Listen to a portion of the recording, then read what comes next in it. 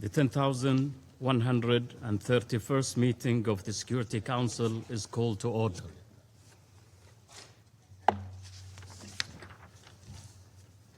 The provisional agenda for this meeting is protection of civilians in the armed conflict. The agenda is adopted. In accordance with Rule 37 of the Council Provisional Rules of the Procedure, I invite the representative of Switzerland to participate on this meeting. It is so decided. In accordance with the Rule 39 of the Council Provisional Rules of Procedure, I invite the following briefers to participate in this meeting. Mr. Tom Fletcher, Under Secretary General for Humanitarian Affairs and Emergency Relief Coordinator. Mr. Gul Musu, Under Secretary General for Safety and Security. And Ms. Nicole Moskini, Permanent Observer and Head of the Delegation of the International Committee of the Red Cross to the United Nations. It is so decided. The Security Council will now begin its consideration of item 2 of the agenda. I now give the floor to Mr. Tom Fletcher.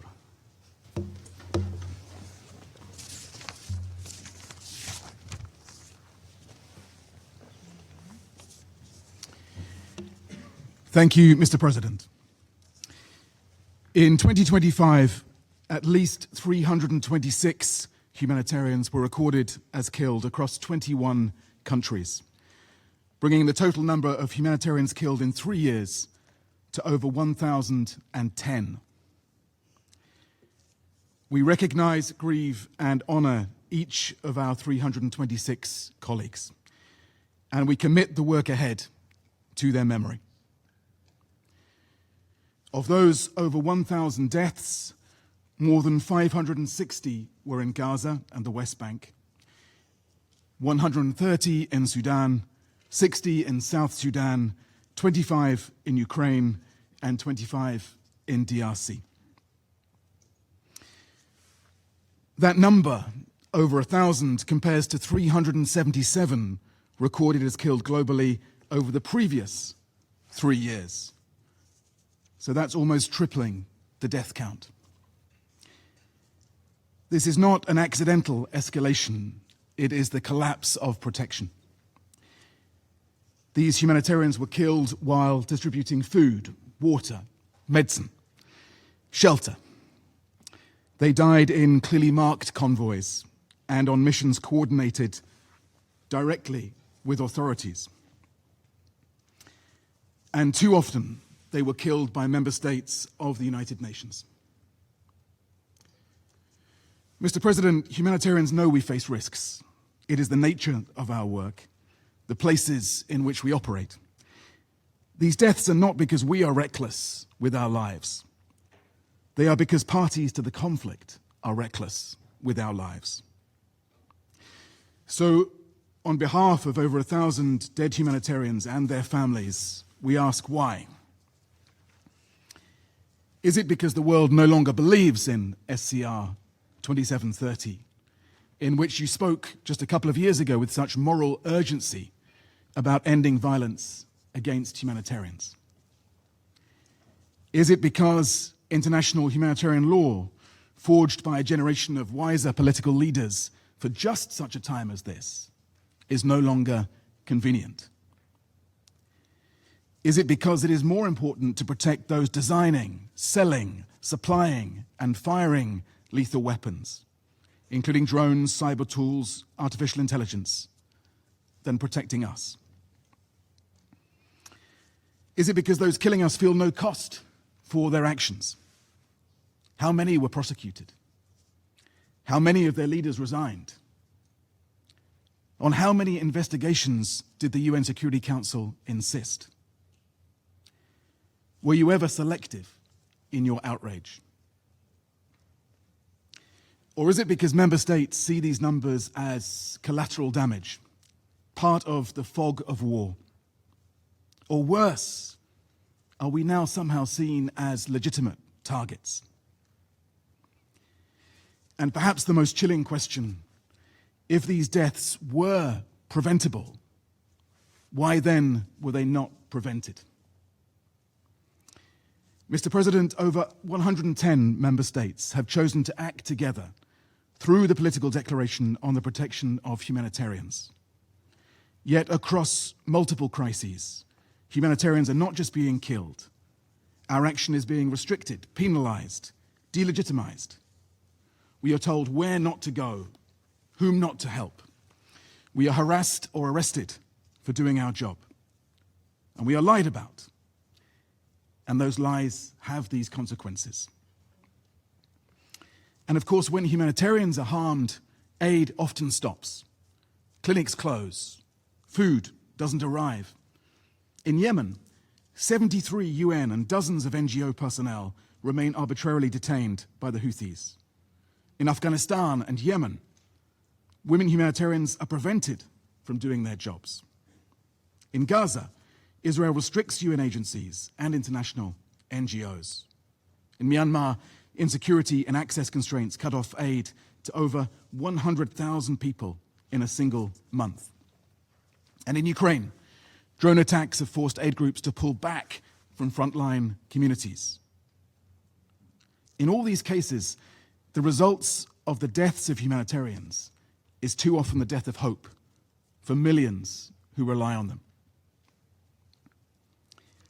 Mr. President, these trends, alongside the collapse in funding for our life-saving work, are a symptom of a lawless, bellicose, selfish, and violent world.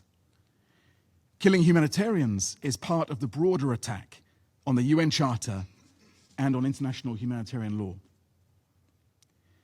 International humanitarian law was never, and is not now, an academic exercise. In honor of our colleagues killed, and in solidarity with those now risking their lives, we ask you to act with much greater conviction, consistency, and courage.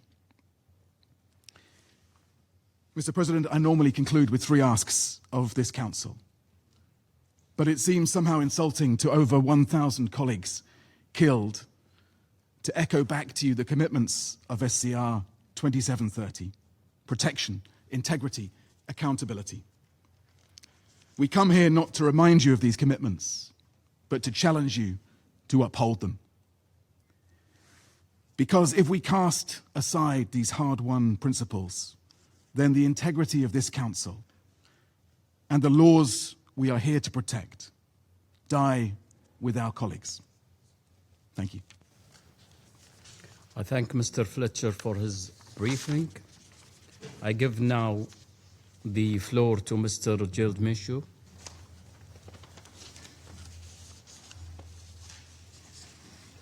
Mr. President, members of the Security Council, in March of this year in Goma, a drone hit a home, killing a UNICEF colleague. In November 2025, an Asian colleague working for WHO was killed in Port-au-Prince in an attempted kidnapping. In May of 2024, in Gaza, a tank fired at a UNDSS vehicle, killing one of our colleagues and severely injuring another.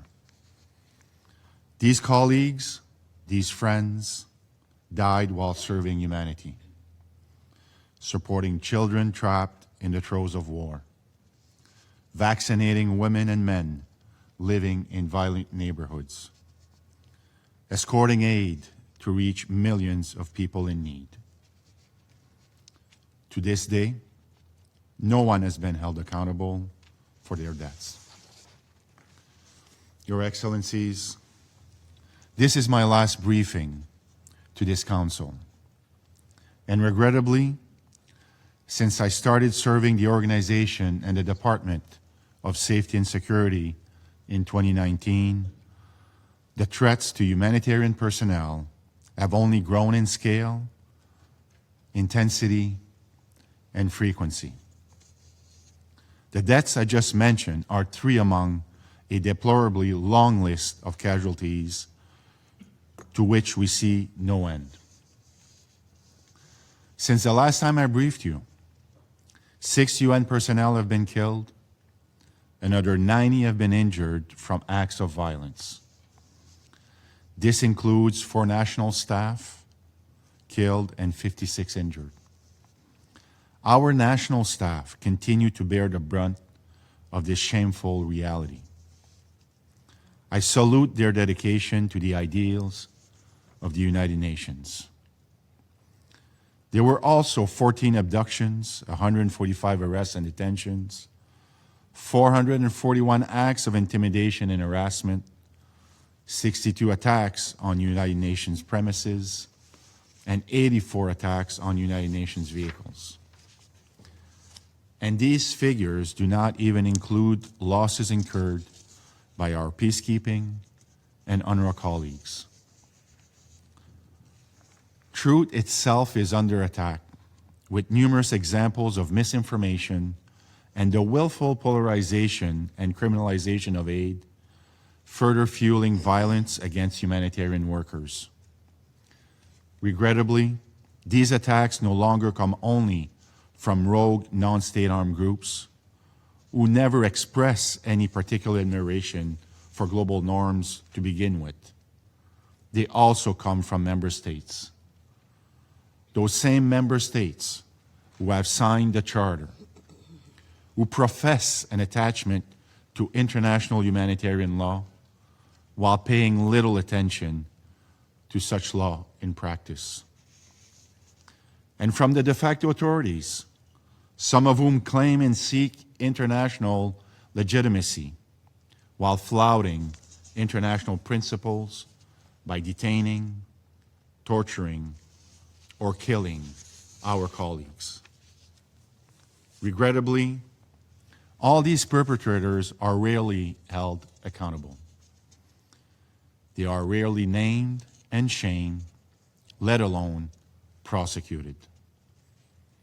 Excellencies, over the last 7 years, the humanitarian community's risk tolerance has risen to unprecedented levels.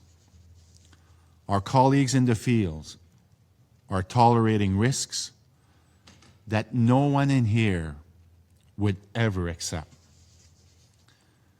They do so in the name of basic human principles, decency and humanity. They do so trusting that we, all of us in this room, will protect them. And they continue to do so even though we continue to fail them.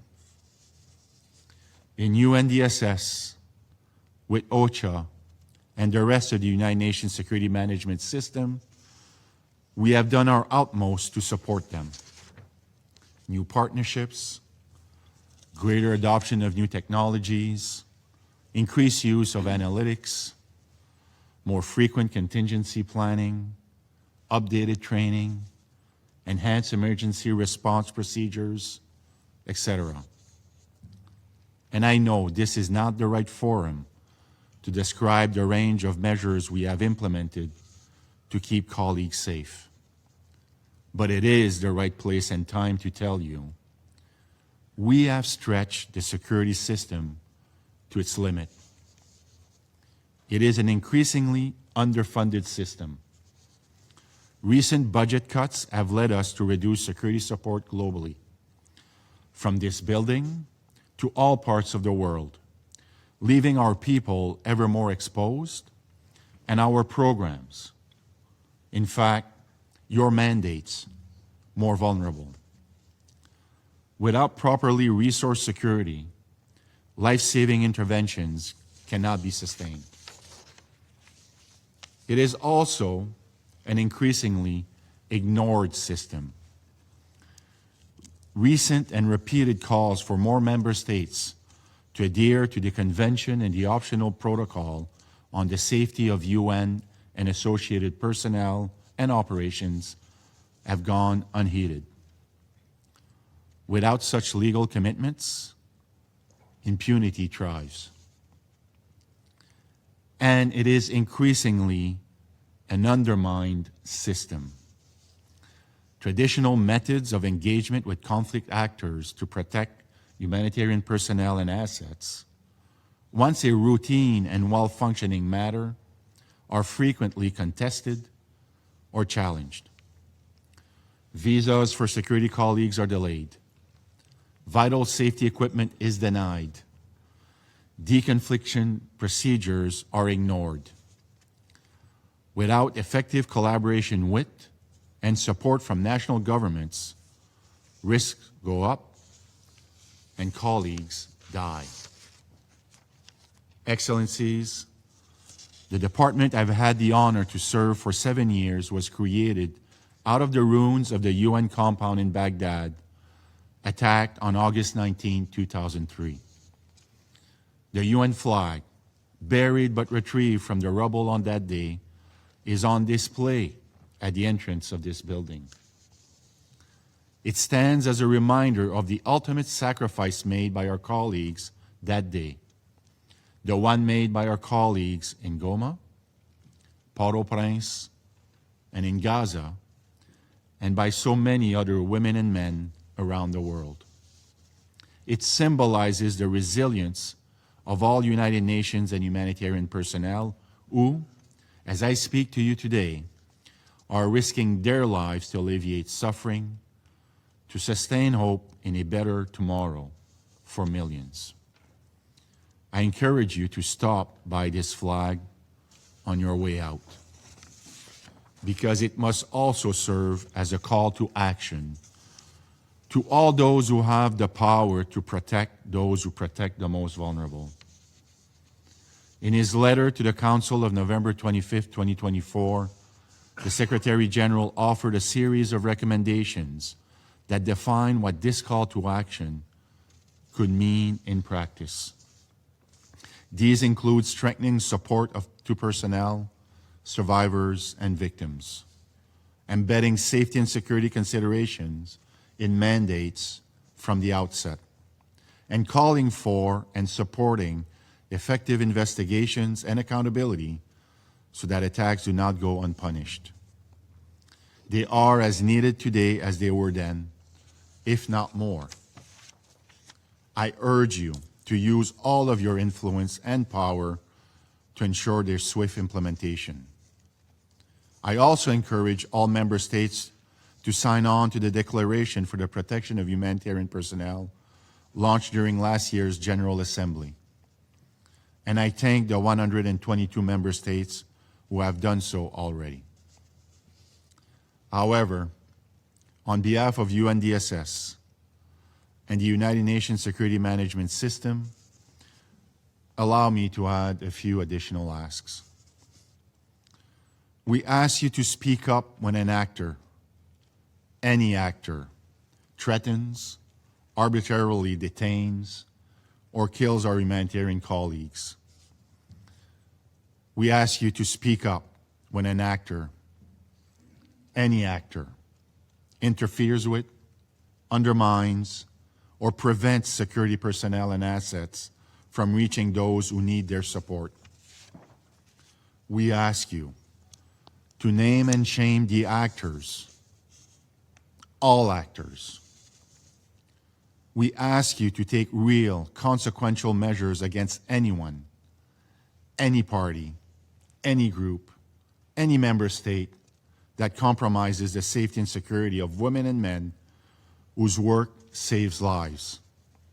Not combatants, not spies, not agitators. Women and men whose sole purpose when they go to work is to alleviate suffering, to protect the vulnerable. We ask you to invest politically, financially, legally in the safety and security of these women and men, the one noble cause that should unite us all. Excellencies, Since 2019, I have heard many expressions of condolences for UN lives lost, and I thank you. But these are not enough. Without real action, they are at best signs of helplessness. I take the opportunity to pay tribute to all humanitarian and security colleagues on the front lines of today's most dangerous crisis. I also want to recognize their families and loved ones for their sacrifices and support. Some of these women and men are citizens of the countries you represent. You should be proud. I know I am. But I also realize, as I approach the end of my mandate, that I should have done more, that I have at times failed them, but not for lack of trying. Rather, for my inability to convince member states to provide them with the safe and secure environment they deserve, to provide them with the equipment they need, to provide them with the support so they can come back home safely to their loved ones. For me, a passing grade for effort pales in comparison to what humanitarian and security colleagues have given me. Every day since I joined the UN, I have been inspired by their moral clarity. Their courage in helping others has been an endless source of awe. So my question to you, to us all in this room is, when will we exercise the same moral clarity? Who will display the same courage to protect them? I thank you. I thank Mr. Musu for his briefing. I now give the floor to Ms. Nicole Moskini. Thank you, Mr. President, members of the Council. Last Saturday in Iran, a fourth colleague of the Iranian Red Crescent Society was killed while carrying out humanitarian work. Abul Fazl Dahanabi was 20 years old. He'd been a Red Crescent volunteer since he was 16. Last month, in Lebanon, Yusuf Asaf, a colleague of the Lebanese Red Cross, suffered fatal injuries. These were sustained while he carried out a rescue mission in southern Lebanon. In Gaza, 54 staff and volunteers of the Palestinian Red Crescent Society, 4 ICRC colleagues have been killed since the 7th of October, 2023, many while carrying out clearly notified, coordinated humanitarian duties. In the aftermath of the horrendous attacks in Israel, at least 6 staff of Magen David Adom lost their lives. As the Council was briefed by the PRCS President last April, in a single gruesome incident, 8 PRCS medics were killed along with first responders from the civil defense and a staff member of the UN. In Sudan last month, a volunteer of the Sudanese Red Crescent was killed while on duty in a maternity ward of a hospital. And in each of the 2 previous years, ICRC convoys came under attack, killing and gravely injuring 4 colleagues. In the international armed conflict between Ukraine and the Russian Federation, 3 ICRC staff were killed while shelling hit the site of a planned distribution near the front line. This list goes on and on. In 2025 alone, at least 31 staff and volunteers of Red Cross and Red Crescent national societies, the movement at large, were killed while carrying out their vital humanitarian work. Many were attacked while wearing a protective emblem, while in clearly marked vehicles, on marked premises, or other facilities. These individuals were fathers, mothers, brothers, sisters, friends, colleagues. They were ordinary people, but they were taking extraordinary risks to perform life-saving work. We, the ICRC, the movement at large, we share outrage at every attack and grief at every loss within the humanitarian community. Each of these deaths is a loss for the communities these colleagues served. When humanitarian workers are killed, people lose access to assistance and support at the very moment that they need it most. Some of these deaths sparked public outrage, others passed unnoticed. But every single one represents a failure of humanity. Excellencies, I address you today with a simple but urgent message. We're losing our humanity in war. Every attack on humanitarian personnel that passes without consequence allows this insidious pattern to continue. Each such attack signals to others that the lives of aid workers are expendable and that the rules of war and the protections they're designed to provide are disposable. Excellencies, this cannot continue. Parties to armed conflict cannot keep fighting wars without limits. This is a legal, moral, and humanitarian imperative. People who help others in war and humanitarian crises must not be killed. They must not be targeted. Mr. President, the alarming frequency of attacks is compounded by another trend: deliberate, harmful information campaigns designed to erode trust in humanitarian organizations and to portray our colleagues as legitimate targets. These online attacks do not remain only online. They spur real-world violence and real-world deaths. Excellencies, I repeat, this cannot continue. Parties to armed conflict cannot keep fighting wars without limits. International humanitarian law is unequivocal.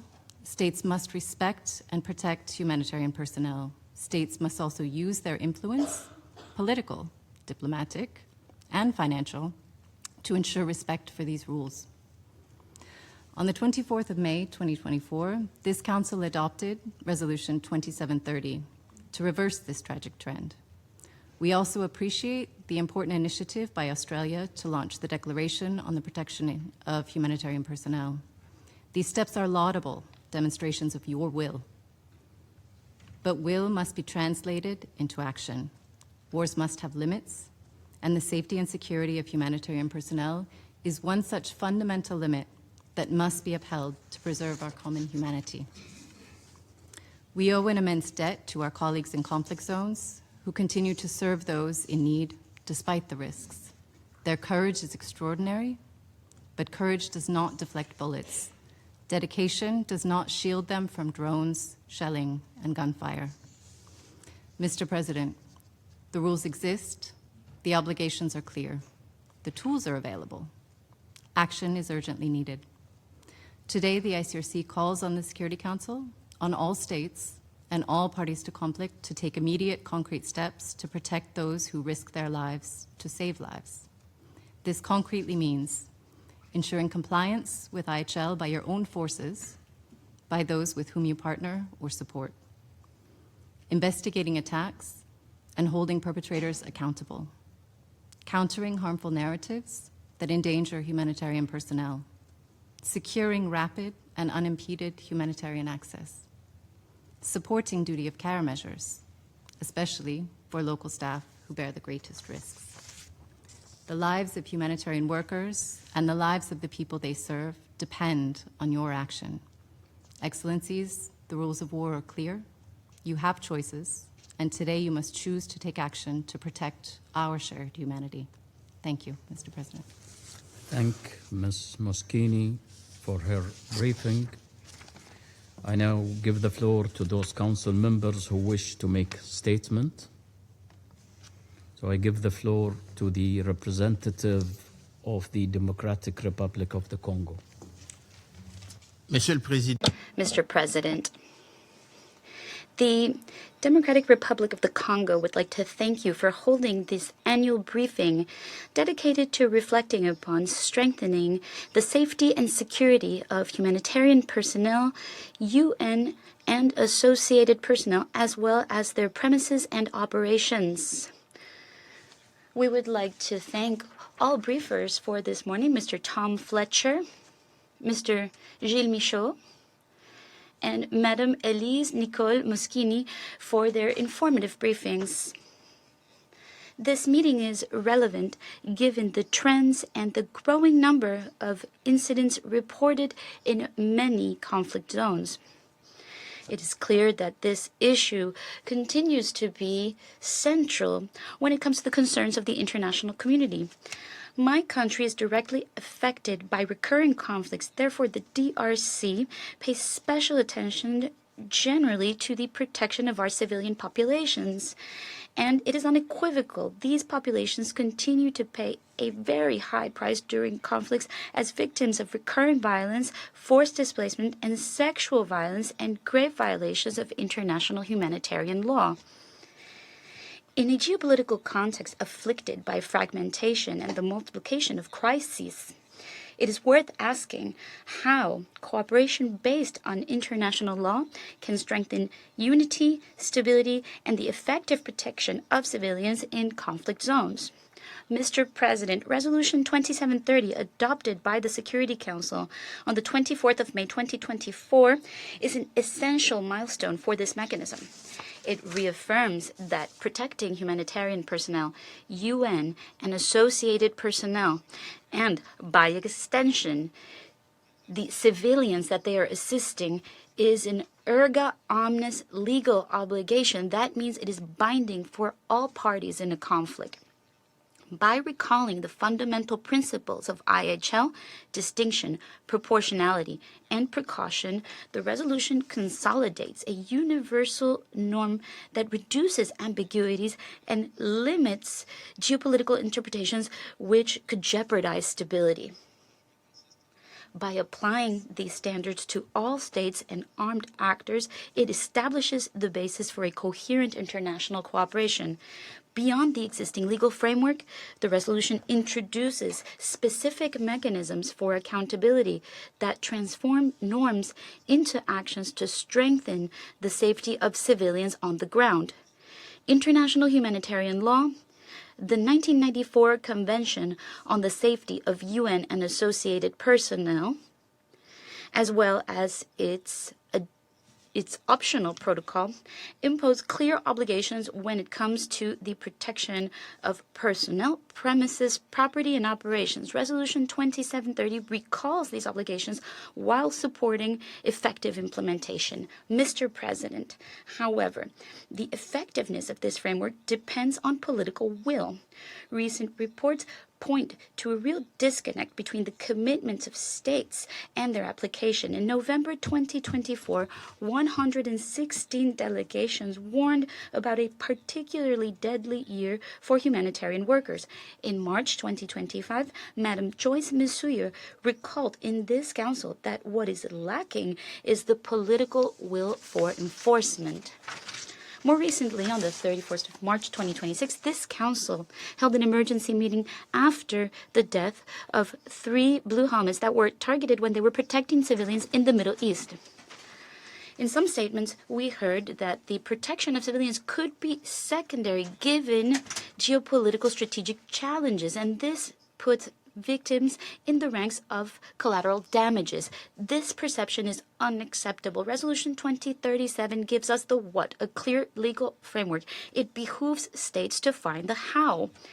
Training for combatants, security for humanitarian corridors, unobstructed access to aid, and accountability mechanisms for violations. And our success depends on our collective capacity to close the gap between decisions taken in this council and the lived reality of populations. Mr. President, if I may, I would like to illustrate this reality. The Human Rights Watch report published on the 1st of April 2026 on the occupation of the city of Uvira by M23 confirms the active participation of forces from Rwanda when they took the city, and it documents serious abuses committed throughout the first days: summary executions, kidnappings, restrictions on movement and freedom of expression, and targeted executions of men and boys accused without evidence of belonging to self-defense groups, the rape of women and girls, especially when they were traveling alone to the fields.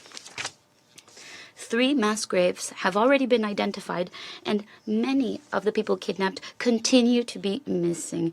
These facts recall how urgent it is to have international action that is coherent and determined.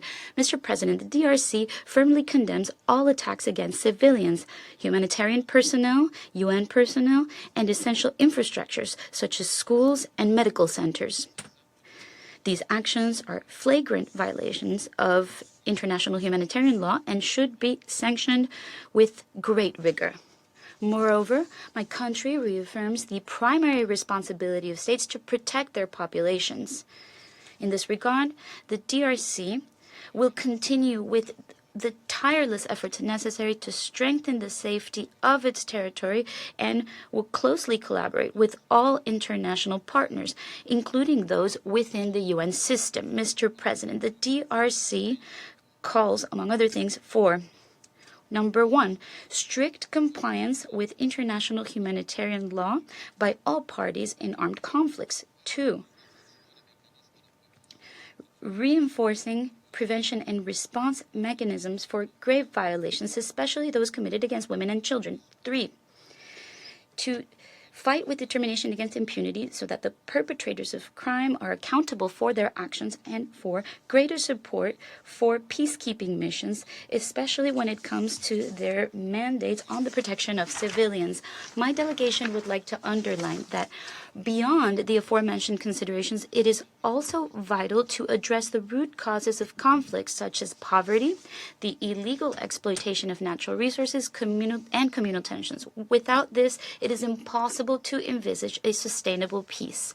To conclude, Mr. President, the Democratic Republic of the Congo would like to reaffirm that the protection of civilians and the safety of UN and humanitarian personnel are absolute imperatives for any kind of action in a conflict situation. Ensuring their physical integrity and their freedom of action preserves human dignity, ensures the continuity of vital assistance, and strengthens trust in multilateral action. The DRC calls, therefore, upon all states and relevant parties to fully respect their obligations in terms of international humanitarian law and to work with determination so no one is targeted while providing aid or simply trying to survive. I thank you.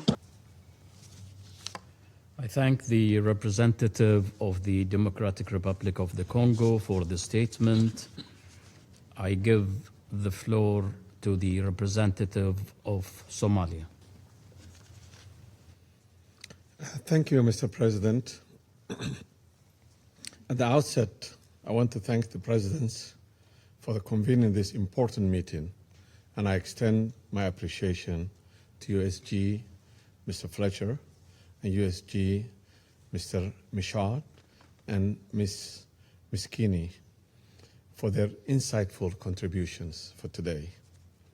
The adoption of the Security Council 2730 marks a critical step in reaffirming our collective commitment to the protection of civilians in the armed conflict, a principle at the heart of United Nations Charter. The protection of civilians has been a core concern for the Council for over 2 decades, yet the statistics remain sobering. Civilian casualties in armed conflict remain disturbingly high, with women and children bearing the disproportionate burden. Despite clear legal framework, including the Geneva Convention and multiple Security Council resolutions, implementations on the ground too often falls short. Attacks on healthcare facilities, forced displacement, and denial of humanitarian access continue with alarming regularity, underscoring the urgent need for the renewed action and accountability. Against this backdrop, I would like to make the following 3 points. First, we must place accountability at the center of our efforts.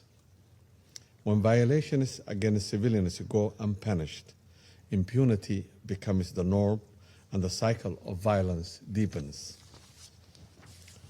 United Nations and member states must strengthen mechanisms for independent investigations and support efforts to bring perpetrators to justice.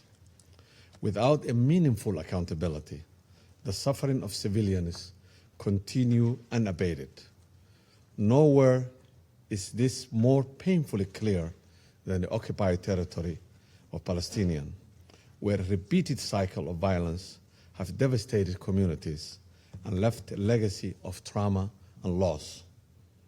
We call on the occupying power, Israel, to uphold its obligations under international law and ensure the protection of civilians in the occupied Palestinian territory. Second, we must confront the growing use of sophisticated technology, such as drones and autonomous weapons, increasingly deployed in today's conflicts.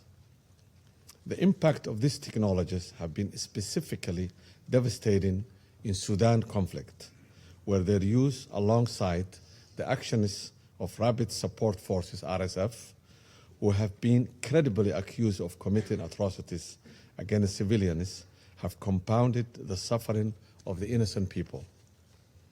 The Council must urgently support independent investigations into these abuses, impose targeted sanctions on those responsible. At the same time, we must work to establish clear international standards for the use of such technologies, ensuring they are never employed in ways that endanger civilian lives or undermine international law. Third, we must address the threat of disinformation and misinformation in conflict zones. These campaigns fuel violence and divisions, directly endangering civilians and humanitarian workers. False narratives can incite hostility, obstruct the delivery of aid, and erode trust in neutral humanitarian efforts. The Council must unite to address the spread of false information, to support accurate, transparent communication in all conflict-affected areas.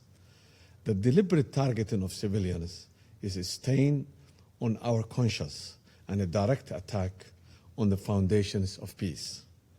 In every place of crisis, families are shattered, children orphaned, homes reduced to rubble, futures stolen in an instant. We cannot meet this suffering with silence or half measures.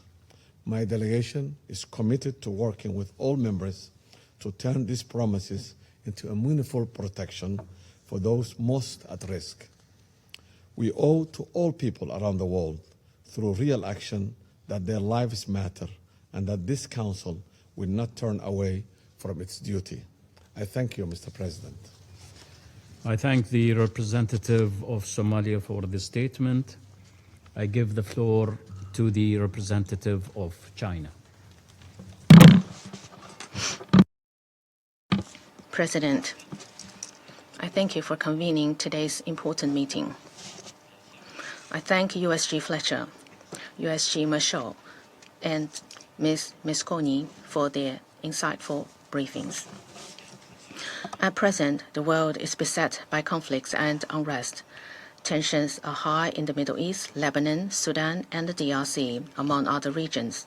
Countless civilians are shrouded in the shadows of war, displacement, and disaster. In the face of human suffering, the light of humanitarianism has never dimmed. Humanitarian workers have built lifelines in conflict zones, while the UN and peacekeeping personnel have spared no effort to protect the civilians, sometimes even devoting their lives. It's deeply distressing that humanitarian workers and UN personnel have repeatedly come under attack in conflicts. We pay high tribute to all humanitarian workers and UN personnel who remain steadfast on the front lines. And we extend our deepest condolences to those who have lost their lives. Those who safeguard lives should not themselves be placed in danger. The international community must unite and take strong actions to ensure the safety of humanitarian workers and UN personnel. I will make 4 points. First, we must eliminate conflicts and violence to build a solid foundation for security. As long as conflicts persist, the dangers faced by humanitarian workers will continue, and strategy and tragedies involving attacks on them cannot be fundamentally eliminated. The Security Council must fulfill its primary responsibility for maintaining international peace and security by promoting dialogue, facilitating negotiations, and advancing ceasefires. All parties to the conflicts should stay committed to the vision of common, comprehensive, cooperative, and sustainable security, resolve disputes peacefully, replace confrontation with dialogues, so as to build long-lasting peace. Second, the rule of international law must be upheld, and humanitarian action must be safeguarded. Humanitarian workers and UN personnel must not be targets of military operations. Humanitarian assistance must not be deliberately weaponized. These are widely recognized basic principles of international humanitarian law and must not be challenged. Compliance with international humanitarian law is an obligation for all parties. It is not optional. Any double standards or selective application will erode the foundation of the rules of law and encourage further violations. All violations of international humanitarian laws must be strictly punished and must not be tolerated or condoned. Third, smearing and suppression must be stopped. UN's role must be respected. For some time, the UN and its agencies have faced systematic smearing and attacks, seriously hindering their normal functioning and undermining their authority and role. The work of the UN should be respected and supported. The privileges and immunities of UN agencies and personnel must be guaranteed. The United Nations Relief and Works Agency for Palestine Refugees in the Near East, UNRWA, mandated by the GA, serves as a lifeline for Palestine refugees. However, more than 390 of its staff have been killed in Gaza. Its operations in East Jerusalem have been forcefully shut down. Its facilities have been demolished. China firmly opposes these actions. Israel must fulfill its obligations under international law as the occupying power and cease its attacks and suppression of UNRWA. Fourth, we need to strengthen the international support and improve protection mechanisms. China appreciates efforts made by Departments of Safety and Security and others in protecting humanitarian workers and UN personnel and supports enhanced international cooperation with the UN to improve protection systems. Field missions should accurately assess evolving risks, improving contingency plans, and better facilitate humanitarian operations.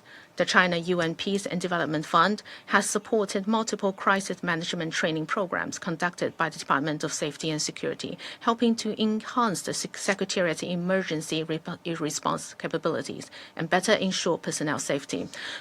China, together with Brazil, Jordan, Kazakhstan, South Africa, and others, launched a global initiative to galvanize political commitment for IHL with ICRC, aiming to reinvigorate the international community's firm commitment to international humanitarian law.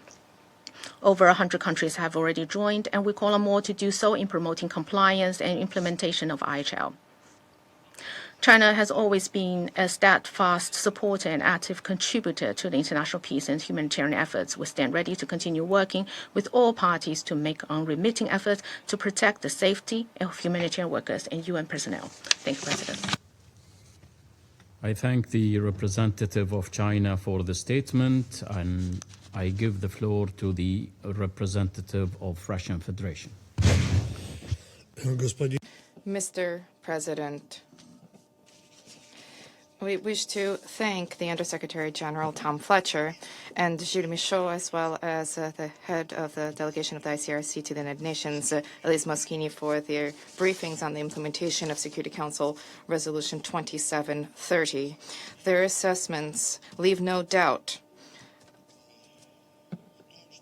about the fact that the situation relating to the safety and security of humanitarian workers and UN personnel continues to deteriorate. I wish to take this opportunity to recall something that Gul Musu mentioned today. The issue of the protection of humanitarian workers was firmly enshrined in the Council's agenda in the wake of the tragedy of August 2003, when, following a terrorist attack targeting UN premises in Baghdad, 22 people died, including 15 personnel of the United Nations. At that time, the international community announced a decision to provide for safe and secure conditions for those helping other people in the most dire circumstances. The subsequent developments, nevertheless, showed that this task was not so easy to achieve. Humanitarian workers continued and continue to systematically fall victim to attacks and violence, both amid circumstances of armed conflict and in times of peace. However, the circumstances of the past 3 years, with spiraling levels of failed protections for humanitarian workers, is giving rise to grave concern. 2023 was a turning point, shattering records. In 2023, when 297 humanitarian organization staff fell in the line of duty.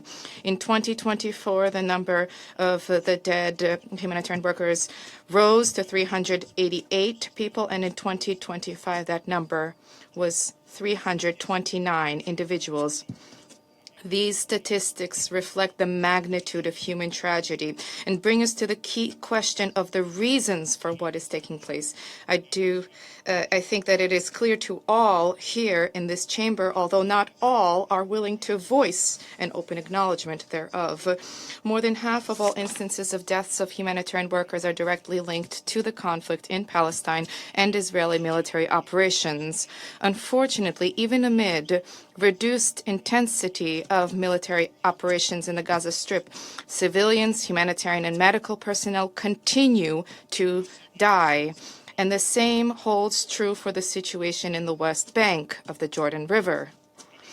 When one considers the situation in Palestine, the shortcomings of the so-called deconfliction mechanisms which are advanced by the Secretariat are starkly evident.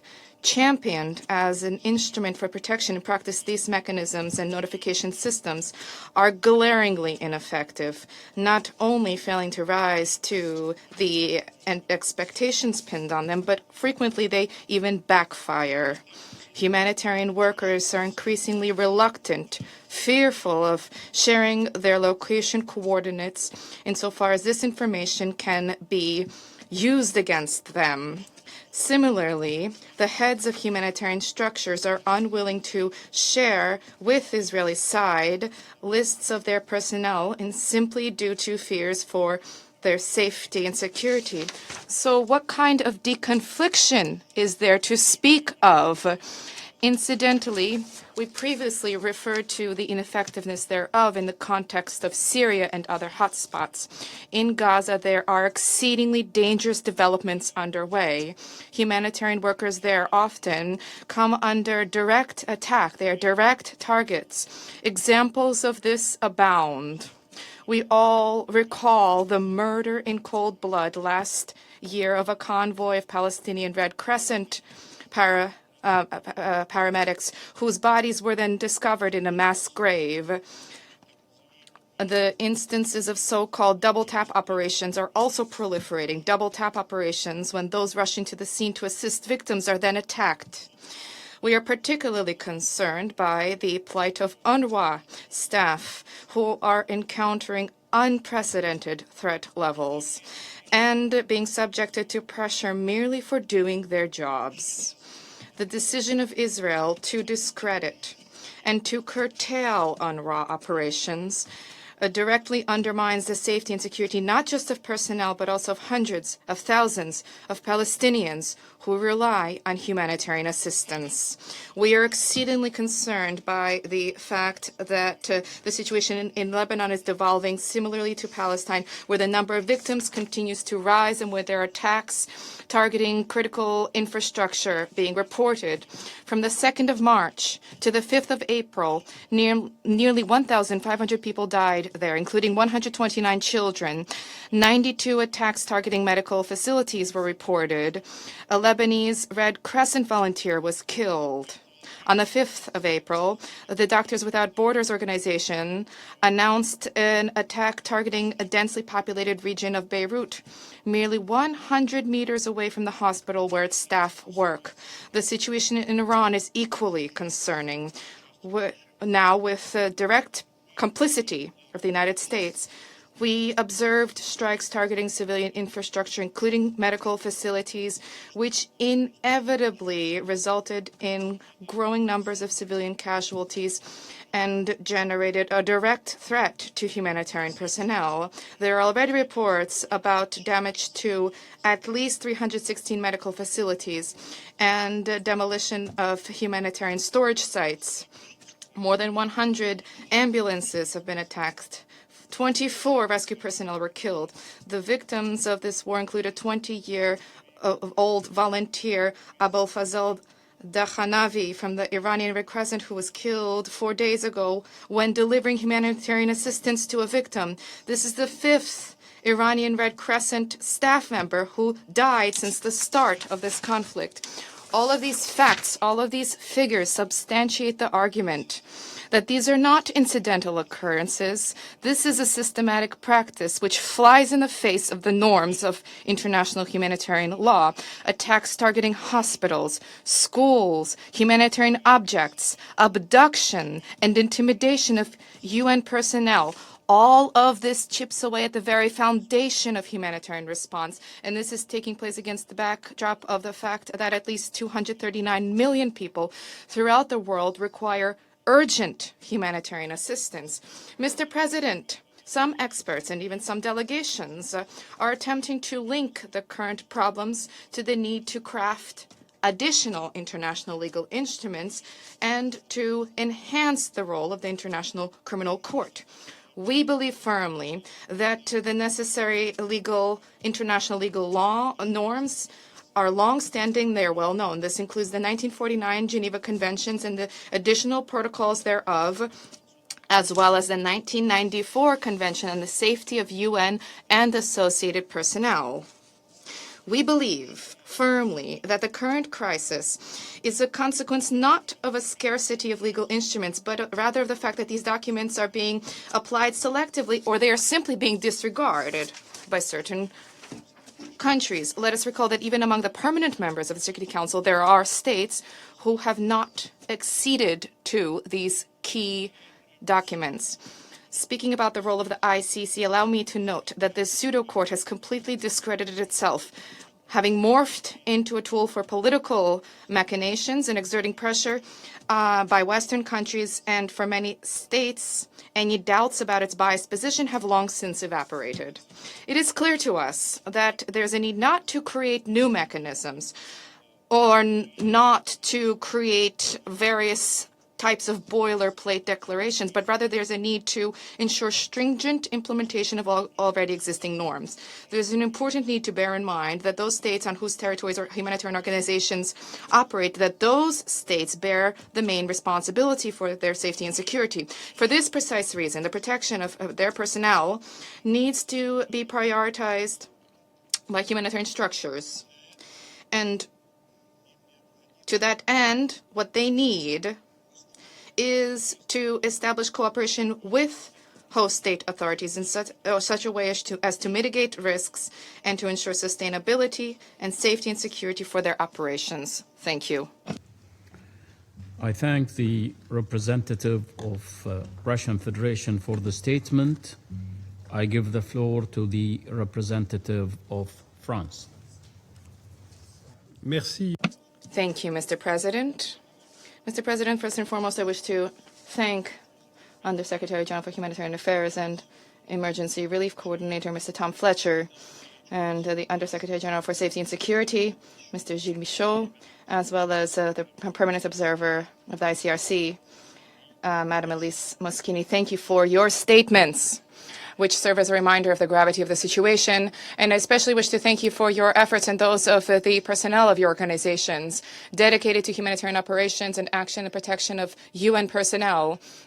And since this is the last statement from Mr. Michaud before the Security Council, I wish him to convey our deep gratitude, our profound respect for his efforts and for the effectiveness and efficiency of his work. President, the international community is responsible for the protection of humanitarian personnel. This is a legal responsibility, a political and a moral responsibility, political and moral responsibility. By protecting humanitarian workers, civilians are those who we seek to shield from the horrors of war, and it is a possibility of peace which we seek to protect. It is a legal obligation pursuant to the 1949 Geneva Conventions and the 1977 additional protocols thereof. All states shoulder the obligation to protect humanitarian personnel and to guarantee that they can fully assist people in need.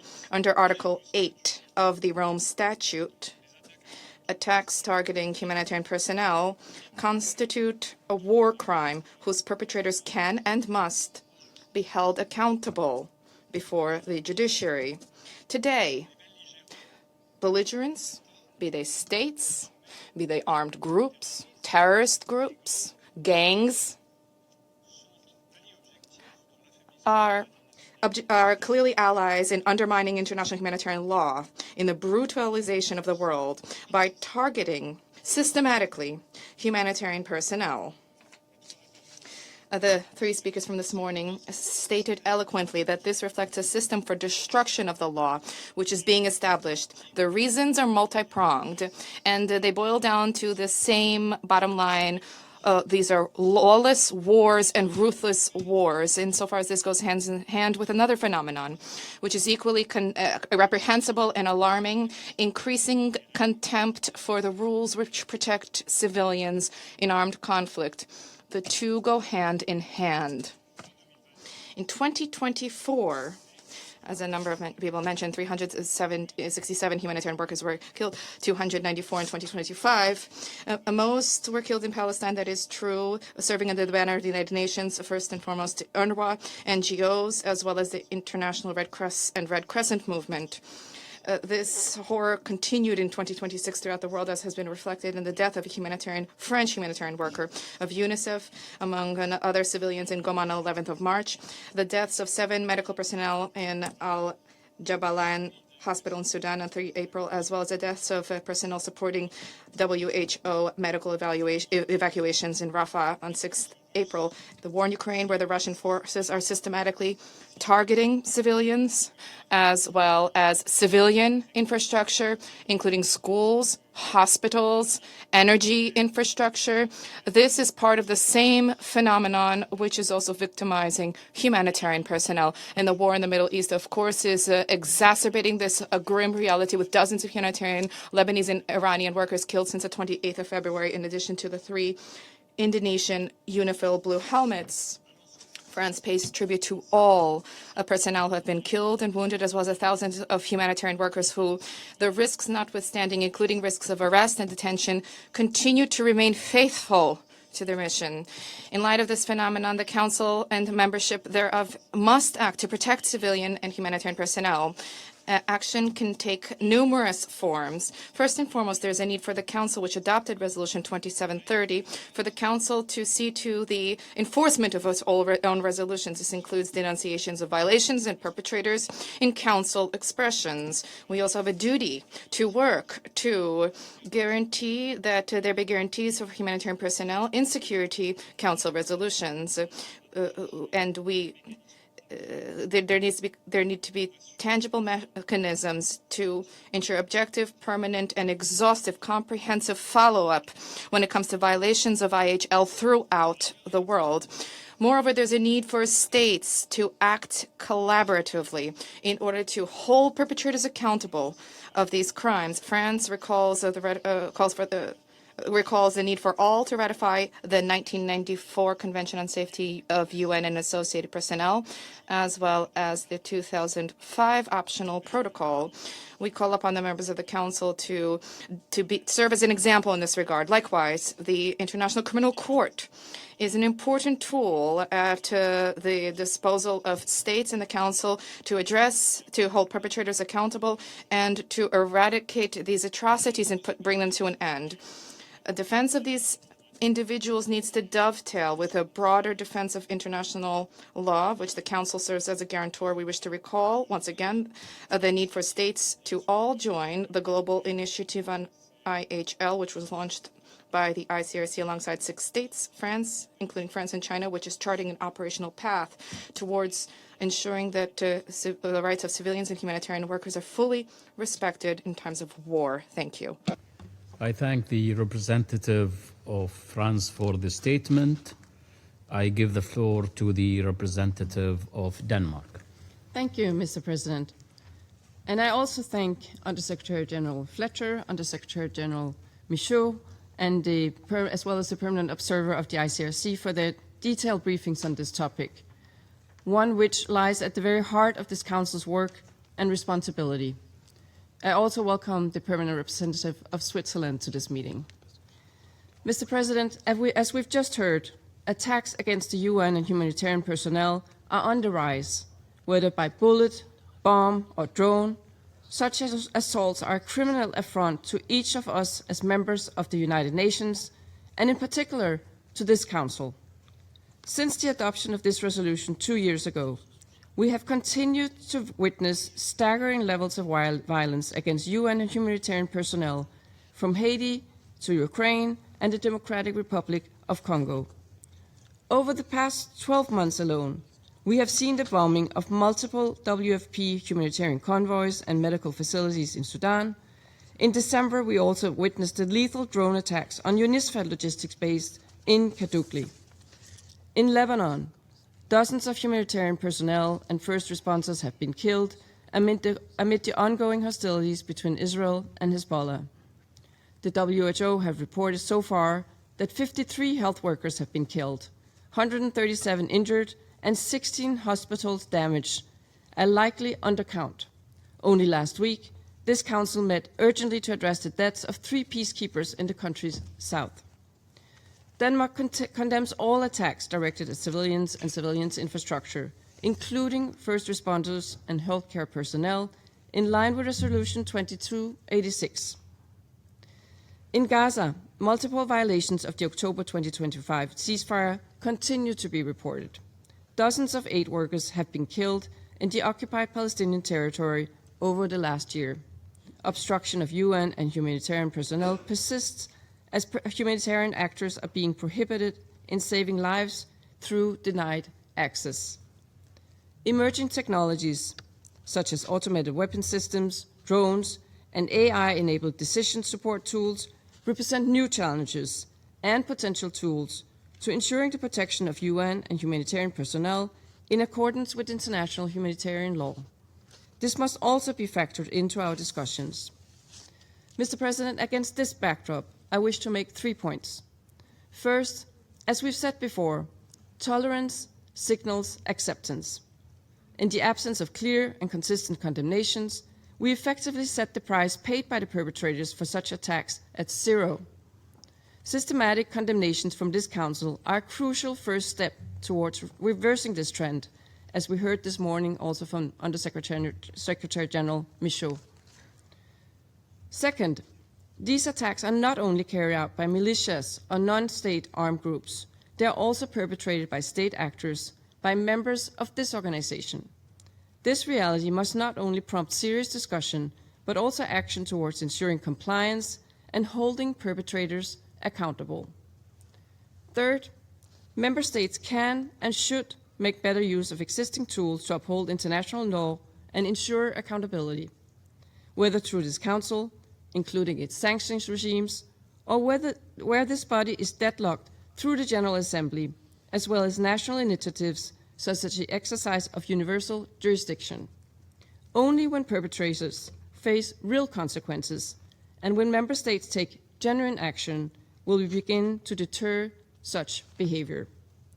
Mr. President, in closing, our shared multilateral system cannot and should not endure the strain imposed by the blatant disregard for international humanitarian law. This is not only about safeguarding our institutions, it is about protecting the best of us, the UN humanitarian personnel who stand in the front lines day in and day out, delivering aid and saving lives. Only by acting together towards this objective can we fulfill the vision of Resolution 2730. I thank you. I thank the representative of Denmark for the statement. I give the floor to the representative of the United Kingdom. Thank you, Mr. President. I thank Undersecretaries General Fletcher and Michaud and Ms. Moskini for their briefings. Thank you for your focus on protection, integrity and accountability, for your focus on moral clarity and courage, and for your focus on humanity in war. And we stand with you in honouring your colleagues who have lost their lives.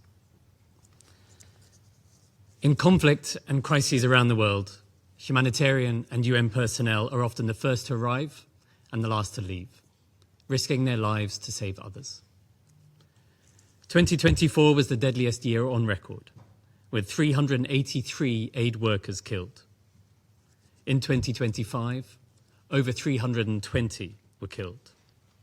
And already in 2026, the devastation continues, with aid workers killed across the Middle East, the DRC, and Sudan. This cannot continue. The United Kingdom was proud to co-sponsor Resolution 2730 in May 2024. We hoped it would mark a turning point. Instead, threats to humanitarian personnel have intensified. We must act urgently. Resolution 2730 must be implemented fully without delay. In all humanitarian crises, local personnel bear the greatest risk. In Yemen, local humanitarian personnel remain arbitrarily detained. We reiterate calls for their immediate and unconditional release. In Sudan, local aid workers continue to sustain the response amid relentless insecurity, obstruction, and violence. And in Gaza, the overwhelming majority of the more than 589 aid workers killed since the 7th of October 2023 were local staff, including 391 UNRWA staff. Behind every aid worker killed is a family and a community left grieving. President, implementation of Resolution 2730 requires sustained investment in practical protection to keep humanitarian workers safe. This includes civil-military coordination, robust security and duty of care, and consistent support to frontline agencies. The UK supports global platforms such as INSO, the Global Interagency Security Forum, and the Aid Workers Security Database, alongside our support to frontline agencies, and we urge others to do the same. We must also address emerging risks. The growing use of uncrewed aerial systems by those not acting within the confines of international humanitarian law is making fragile environments even more dangerous. This has had fatal consequences in the DRC, Sudan, and Ukraine. Disinformation further erodes trust and shrinks humanitarian space. We must call out disinformation and counter false narratives that endanger those delivering life-saving assistance. Finally, international humanitarian law must be upheld by all parties to armed conflict. The UK is proud to co-chair a workstream under the ICRC's Global International Humanitarian Law Initiative and to have co-launched with Australia the political declaration on the protection of humanitarian personnel. We call for full compliance with IHL and for transparent, timely investigations when aid workers are harmed. 2 years since the World Central Kitchen strike in Gaza, in which 3 British nationals were killed, we are still waiting for Israel to conclude and publish its findings into this attack. Israel has a responsibility to provide answers as to how and why this happened. President, we must honour the dedication of those on the front lines by showing the same level of commitment in our actions. Resolution 2730 must be more than a paper promise. It must be a practical priority and implemented fully by all. Thank you. I thank the representative of United Kingdom for the statement. I give the floor to the representative of Colombia.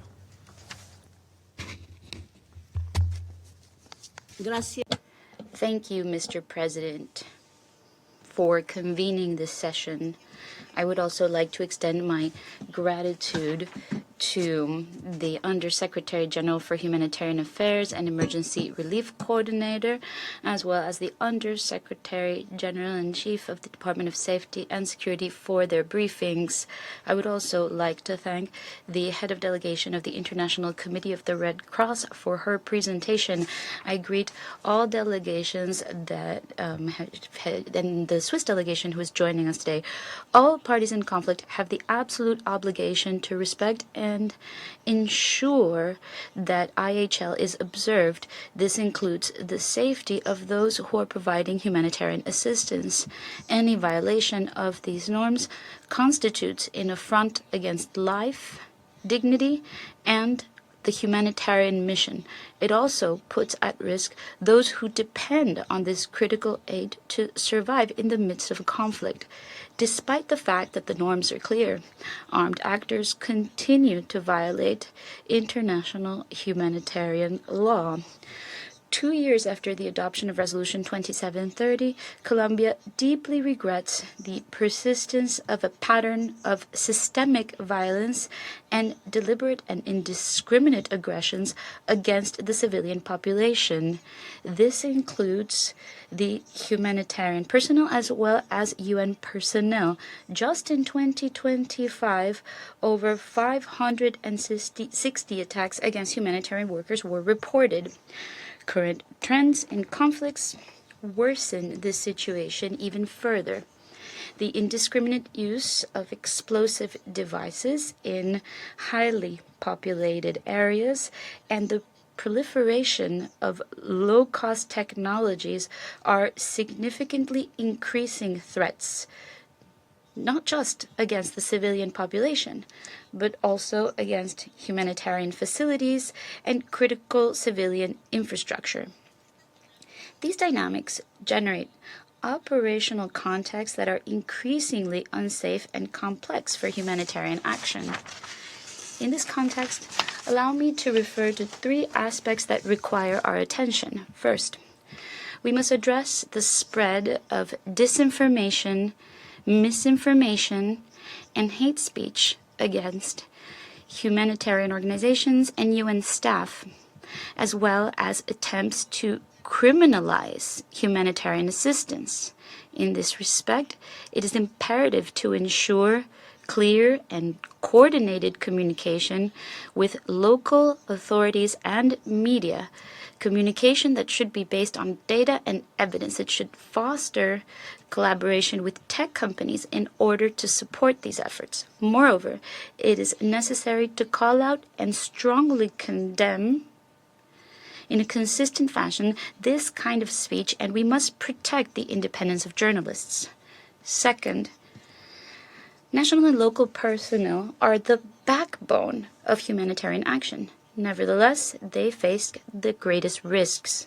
In order to strengthen their protection, it is essential to ensure constant training, to permanently reinforce monitoring and adaptation systems for measures to manage security risks, and ensure adequate resources for their protection and well-being. This includes psychosocial support. Likewise, it is crucial to promote an approach that equitably distributes risk and to make sure that it has adequate and sustained financing. On this point, it is vital to recognize the differentiated risks that women experience in humanitarian action. Gender-based violence and limitations to access workspaces that are safe are not just violations of their fundamental rights. They directly affect the capacity of humanitarian operations to respond to the needs of our populations, in particular women and girls. It is necessary to ensure that we have safe, inclusive spaces that are free from discrimination for our female humanitarian staff. Third, we cannot continue to accept impunity in the face of attacks against UN and humanitarian personnel. There must be no ambiguity about this. These acts constitute grave violations of international humanitarian law, and in many cases, they may constitute war crimes. To prevent this, it is necessary to advance specific actions where states ensure immediate investigations, and robust, impartial, and independent legal procedures that lead to concrete sanctions for those responsible. Likewise, it is also indispensable to promote the integration and effective application of universal jurisdiction in national legal frameworks when this is applicable in order to ensure justice for the victims. This requires strengthening institutional capacities, normative frameworks, and legal cooperation mechanisms.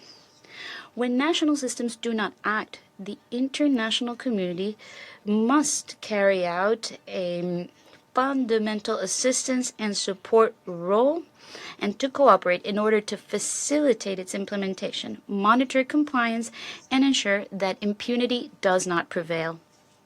Mr. President, Colombia supports strengthening the respect for international humanitarian law, ensuring humanitarian access that is safe, rapid, and unhindered, as well as comprehensive protection for all humanitarian staff. We call for supporting and actively joining initiatives such as the Declaration for the Protection of Humanitarian Personnel, which promotes specific commitments to strengthen the prevention of attacks, improve early warning mechanisms, strengthen the operational protection of staff, and ensure accountability for violations. Only through practical, coherent, and principled measures will we be able to revert the current worrying trend and ensure that those that provide vital assistance can do so safely and with dignity. I thank you.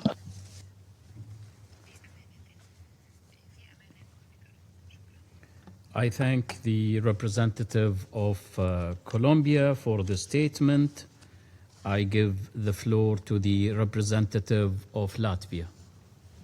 Thank you, Mr. President.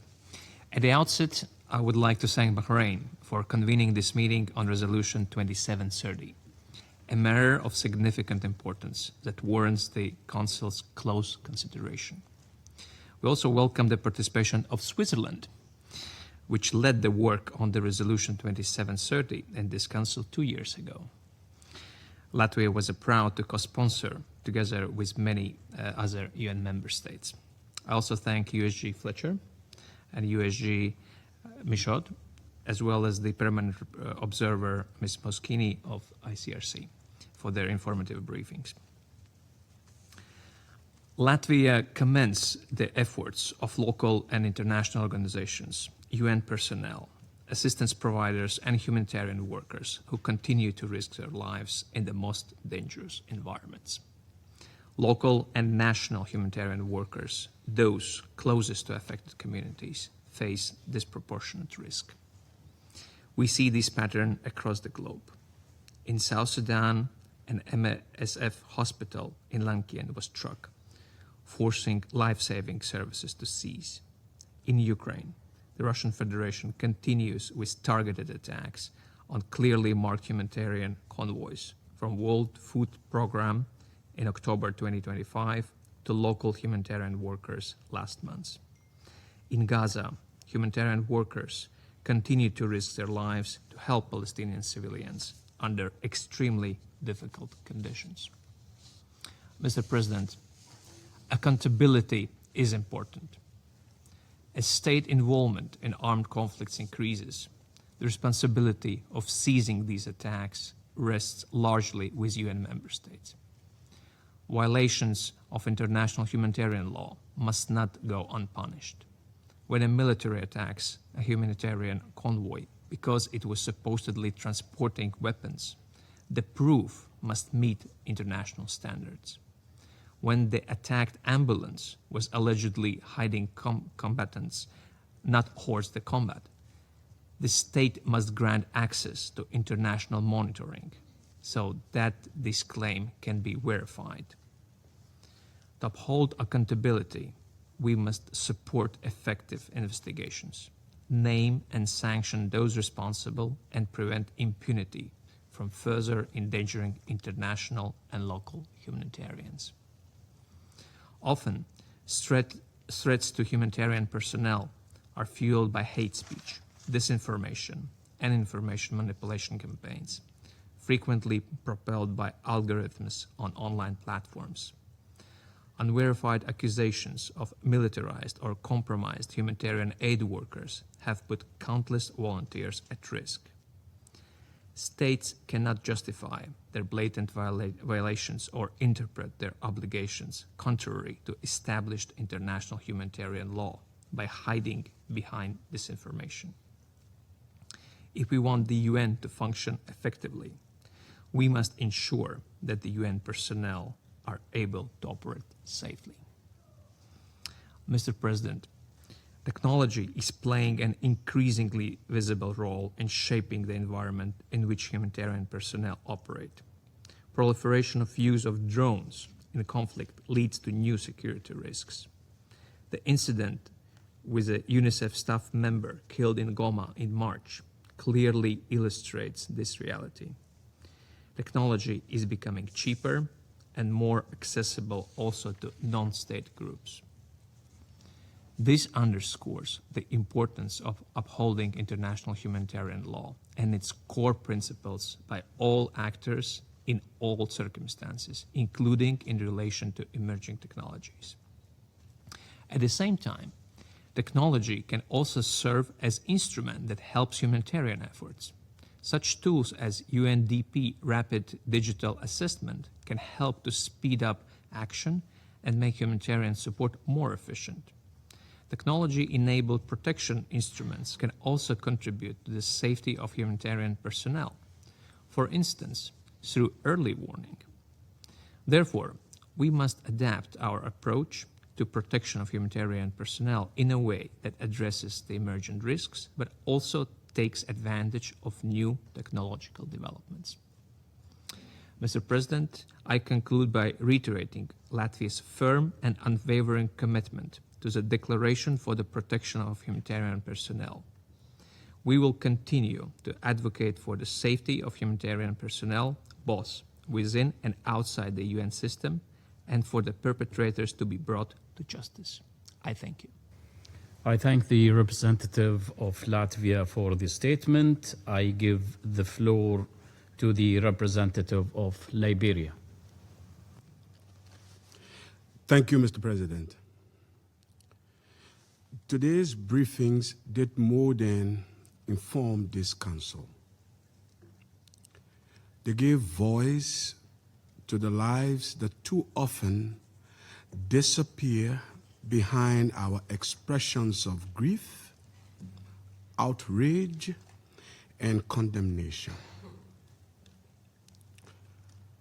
They reminded us that when we speak of civilian harm and its increasingly grim statistics, we are speaking really of a father who did not come home, a mother trying to hold together what remains of her family, a person's only child whose future was cut short.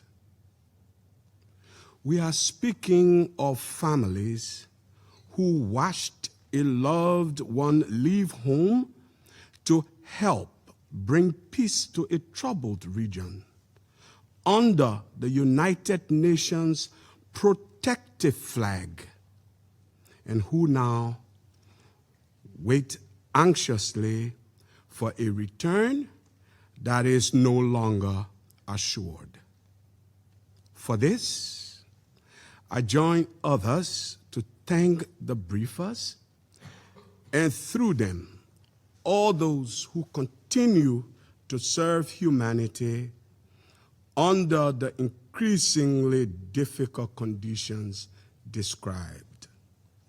We welcome the distinguished colleague from Switzerland to the chambers. Mr. President, the Security Council has addressed the protection of civilians many times. What distinguishes this moment is not a lack of information, but a question of resolve. Whether the Council will act on what it has already seen, documented, and acknowledged as the undersecretaries and permanent observer of the ICRC have asked us to do. Across the UN system, the message is clear. The General Assembly has reaffirmed the obligation to protect civilians and ensure humanitarian access.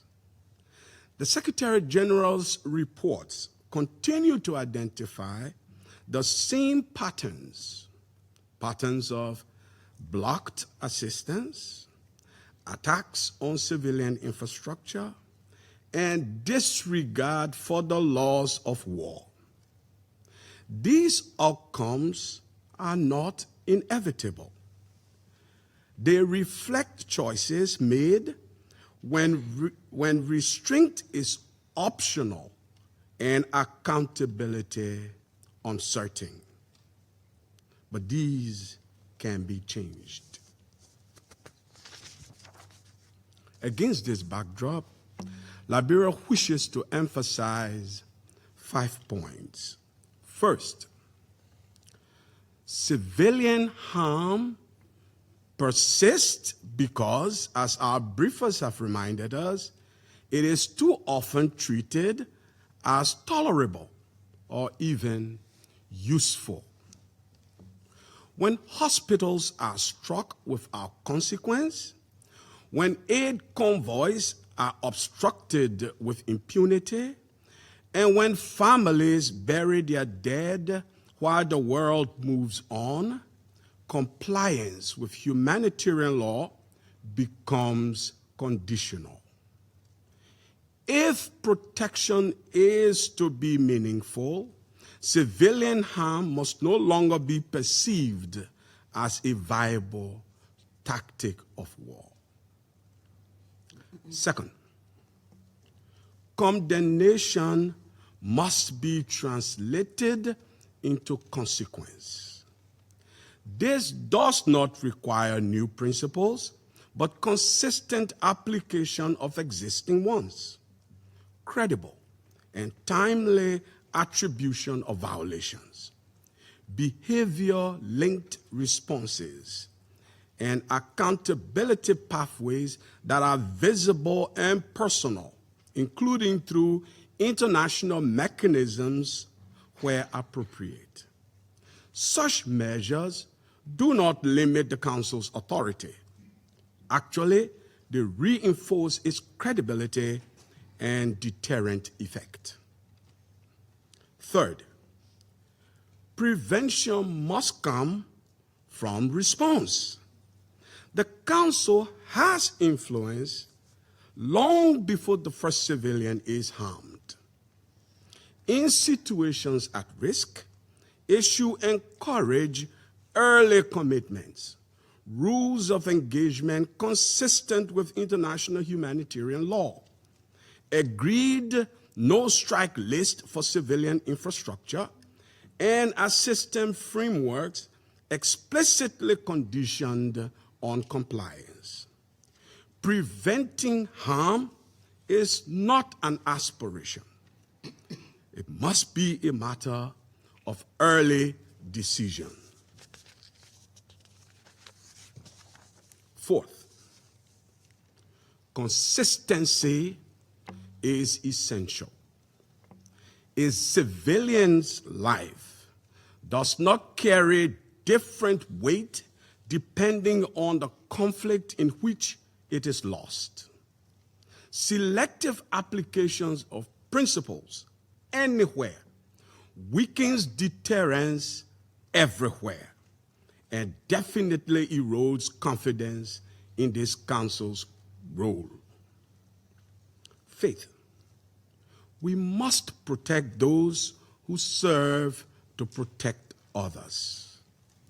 The continued detention of United Nations personnel in Yemen, among other contexts, illustrates a broader and troubling trend. When humanitarian workers and UN staff can be detained or targeted without consequence, civilian protection as a whole is undermined. The Council should therefore be prepared to respond swiftly and predictably when such acts occur, including through diplomatic consequences and limits on engagements with responsible actors. Mr. President, Liberia offers these points informed by experience. Our own journey from conflict to peace underscored that restraint, accountability, and early intervention are decisive in protecting civilians. Even in peace, Liberia continues to pursue accountability, not to reopen wounds, but to strengthen confidence in the rule of law and to signal that violations, when left unaddressed, carry lasting costs. In conclusion, Mr. President, the choice before this Council is between reacting after lives are lost or acting early enough to prevent those losses, because protection of civilians cannot continue to be a post facto appeal. It must become a precondition shaping how parties to conflict calculate their actions. Behavior, after all, is more likely to change when consequences are certain and restraint is rewarded. This Council has the authority to create those conditions. What remains is the will to use it. We urge this Council to act decisively, consistently, fairly, and in time. I thank you for your kind attention. I thank the representative of Liberia for the statement. I give the floor to the representative of the United States. Thank you, Mr. President, and thank you to Undersecretary General Michaud and to Undersecretary General Fletcher and to Ms. Moskini for your briefings, and welcome to our colleague, the Permanent Representative of Switzerland. Welcome this morning. Before I begin my remarks, Gilles, is this your last briefing? Thank you for your leadership, your commitment to the mission, and on a personal level, thank you for your friendship and for being very patient with all of my questions these last 6 months as I tried to understand this very large institution. We will miss you. Colleagues, the United States remains committed to the protection of UN and humanitarian personnel and civilians around the world. Humanitarian workers put themselves at risk to support people in dire need, something I witnessed firsthand just a few months ago in the DRC and in the Central African Republic and in Kenya, and often they work in active conflict zones. Resolution 2730 demands that all parties to conflict comply with their obligations under international humanitarian law, including their obligations related to the respect and protection of humanitarian personnel. It is a clear violation of international humanitarian law to target those civilians who assist and protect the most vulnerable. We call on all parties in active conflicts to take every feasible measure to mitigate harm to humanitarian personnel and civilians. The United Nations has also recommended that responsible parties facilitate humanitarian access. The United States is working around the world as part of President Trump's peacemaking efforts to ensure humanitarians have access to do their life-saving work, from Gaza to Sudan to Ukraine and beyond. Despite our efforts and those of our many partners, significant gaps remain and aid workers continue to be targeted by malicious actors. Unsurprisingly, U.S. adversaries who have little respect for international law or human dignity are frequently the perpetrators of violence against humanitarian workers. We are grateful for Bahrain's achievement in pushing forward the historic Resolution 2817 with the most co-sponsors of any Security Council resolution in history, and for its continued efforts to hold the Iranian regime to account. Iran's deliberate targeting of civilians in the Gulf region demonstrates a lack of respect for international humanitarian law and is at odds with principles of international peace and security. In Yemen, Iran continues to support the Houthis, despite the fact that they have taken action against the United Nations, humanitarian organizations, and the diplomatic community in ways that make operations untenable. The Houthis continue to hold over 70 UN staff and at least 20 U.S. locally engaged staff, and have refused recent meetings with the UN to discuss their fate. The Houthis demonstrate nothing but contempt for the UN's humanitarian mission, in line with their broader violent conduct for which the United States designated them as a foreign terrorist organization and specially designated global terrorist. Guided by Security Council Resolution 2803, we underscore that all parties must protect civilians and humanitarian personnel integral to implementing the President's comprehensive peace plan for Gaza and creating a stable and prosperous Middle East.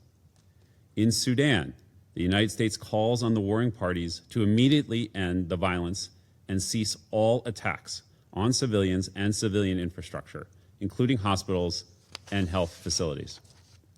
Hospitals have been destroyed, cutting off life-saving services for hundreds of vulnerable civilians who are already facing acute malnutrition. The killing of civilians, including children, health workers, and humanitarian staff, is simply deplorable. Every day of continued fighting is costing more innocent lives. This needs to end now. The same threats persist towards humanitarian workers in South Sudan, which remains one of the most dangerous places in the world for aid workers, with a disturbing escalation of targeted attacks on medical and humanitarian operations. In February, aerial bombardment and looting damaged 2 health facilities that together served an estimated 250,000 people, cutting them off from essential life-saving health services. Between January 30th and February 1st, 2026, armed actors looted approximately 1,500 metric tons of food aid, depriving already vulnerable communities of critical assistance. In addition to disregarding international humanitarian law, these actions have disrespected Council Resolutions 2730 and 2286. On March 11th, a reported drone strike in Eastern Democratic Republic of the Congo killed UNICEF staff member Karine Bissay, along with other civilians, adding to the tragic loss of life that continues to impact countless civilians. We urge DRC, Rwanda, and M23 to uphold protection of UN and humanitarian personnel and for full humanitarian access to Eastern DRC. As we reflect on the impact these crises have on communities, we call on UN member states to adhere to their obligations under international humanitarian law to protect humanitarian workers and civilians in armed conflicts. Thank you. I thank the representative of United States for the statement. I give the floor to the representative of Greece. Thank you, Mr. President.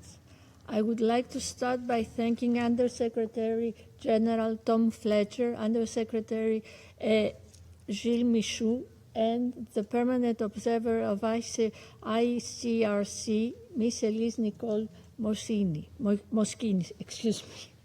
for their comprehensive and insightful briefings. I would like also to welcome the permanent representative of Switzerland to this meeting. Greece welcomes the second annual briefing on the implementation of Resolution 2730 in a time of protracted and complex armed conflicts, with the deadliest impact ever recorded on the safety and security of humanitarian workers. We pay tribute to the fallen, the humanitarian and UN and associate personnel, including national and locally recruited personnel who have lost their lives trying to save others. I would also like to express our sincere appreciation and debt to all those who, risking their lives, continue to provide those in need help, relief, and hope. 27 years ago, in 1999, briefing the Security Council, former ICRC President Cornelius Omaruga spoke of 20 active conflicts. Today, more than 130 conflicts are recorded by ICRC worldwide in parts of Africa, the Middle East, Europe, Asia, and Latin America. In 2025, as was reported by USG Fletcher, 326 humanitarian and UN and associated personnel lost their lives in conflicts across the world. Against this alarming backdrop, allow me to underline the following points.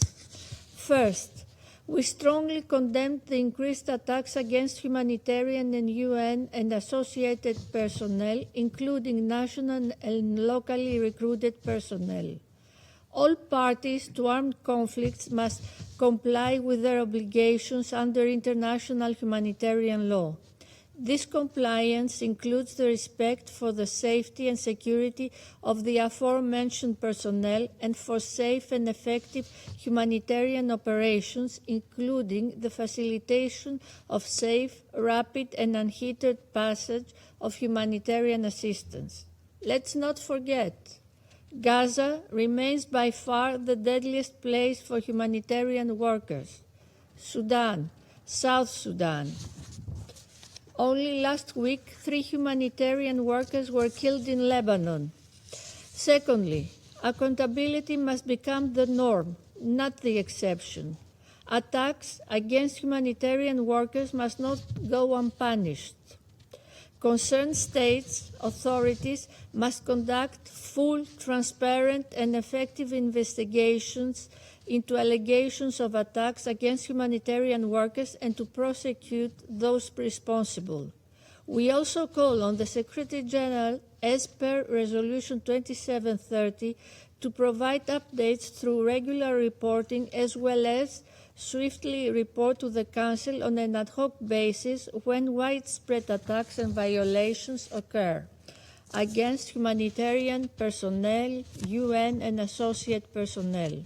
Thirdly, the confidence of civilians in humanitarian action must be enhanced. Greece stresses the need to confront the threat of misinformation, disinformation, and hate speech against humanitarian and United Nations organizations and to protect civilians from false narratives that threaten their access to humanitarian assistance. Digital innovation can be a valuable tool in the effort to enable security risk management and respond to risks. Fourthly, humanitarian operations in high-risk contexts must be safeguarded. Peacekeeping and political missions must be enabled to effectively reach people in need. The Security Council must ensure that operational and security capacities on the ground are strengthened by incorporating safety and security requirements into all the mandates it issues. Mr. President, it is our firm conviction that the challenge does not lie in the lack of appropriate legal framework, but in the increasing lack of respect for humanitarian law and its principles. In this regard, Greece joined the global initiative to galvanize political commitment to international humanitarian law launched by the ICRC to address the erosion of respect for international humanitarian law and endorsed the Declaration for the Protection of Humanitarian Personnel initiated by Australia. Resolution 2730 sends a powerful message of the moral imperative to reverse the terrifying trend of mounting humanitarian workers' casualties and of the need to have the operational agility to protect them. We, as members of the Security Council, have to ensure the humanitarian workers fulfill their duty in safety and dignity, and with the protection they deserve. I thank you. I thank the representative of Greece for the statement. I give the floor to the representative of Pakistan. Thank you, Mr. President. I thank USG Tom Fletcher, USG Gul Musu, and Permanent Observer of OICRC, Elise Nicole Moskini, for their complimentary and most valuable briefings encompassing the various dimensions of this subject. We also welcome the permanent representative of Switzerland to this meeting. Today's discussion is about more than the safety of humanitarian workers and United Nations personnel. It is about whether the international community is prepared to defend those who stand between civilians and catastrophes. Humanitarian workers and UN personnel, including peacekeepers, serve in the harshest and most dangerous environments. They deliver food, medicine, and shelter. They sustain UN mandates on the ground, and they help preserve the minimum conditions necessary for the protection of civilians. So when they are attacked, obstructed, or intimidated, it is the civilians who suffer the most. The continued rise in attacks against humanitarian and UN personnel reflects a dangerous erosion of respect for international law.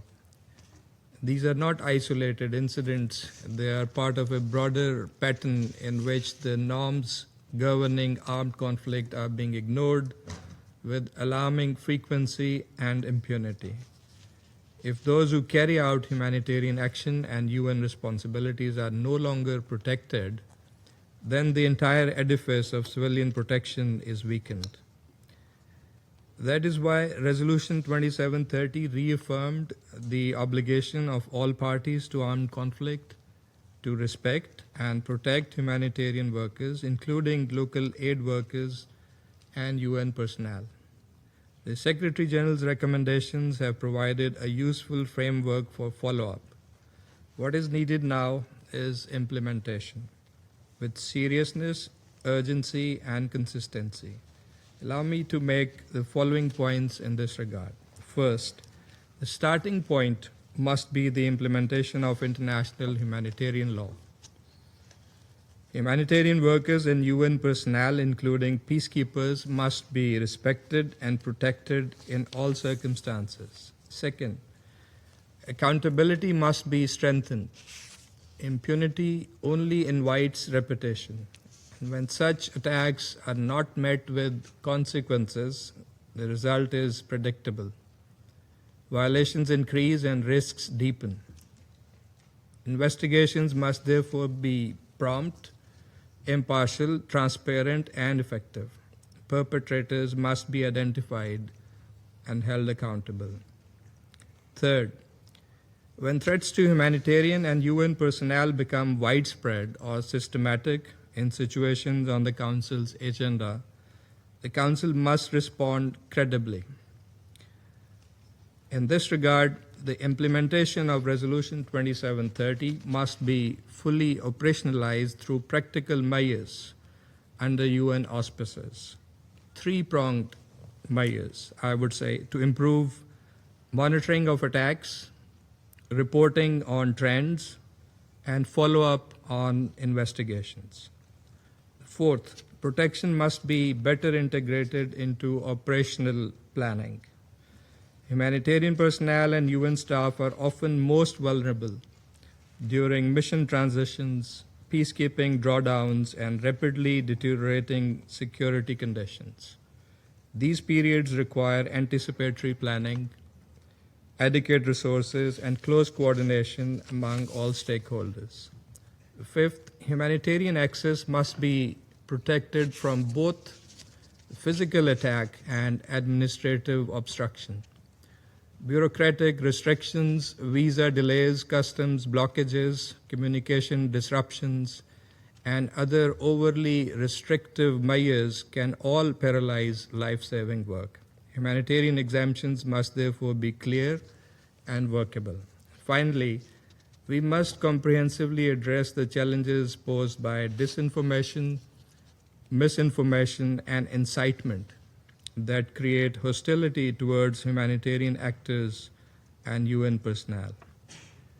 President, it goes without saying that the impact of all the above actions and many of the pertinent proposals and ideas put forward by colleagues around the table will be reinforced if this Council could do better on conflict prevention and resolution and mediation and early action, as the Ambassador of Liberia emphasized, and all for promoting peaceful settlement of disputes in accordance with the UN Charter. But in the meanwhile, those who protect civilians must not themselves be left unprotected. Pakistan remains passionately committed to supporting all efforts aimed at strengthening the safety, security, and dignity of humanitarian workers, UN staff, and peacekeepers. And we are ready and willing to work with all members of the Council and the wider UN membership to collectively advance practical measures in this regard. I thank you. I thank the representative of Pakistan for the statement. I give the floor to the representative of Panama. Presidente. President, thank you for convening this meeting to address an issue that is highly sensitive for all of us. We would like to thank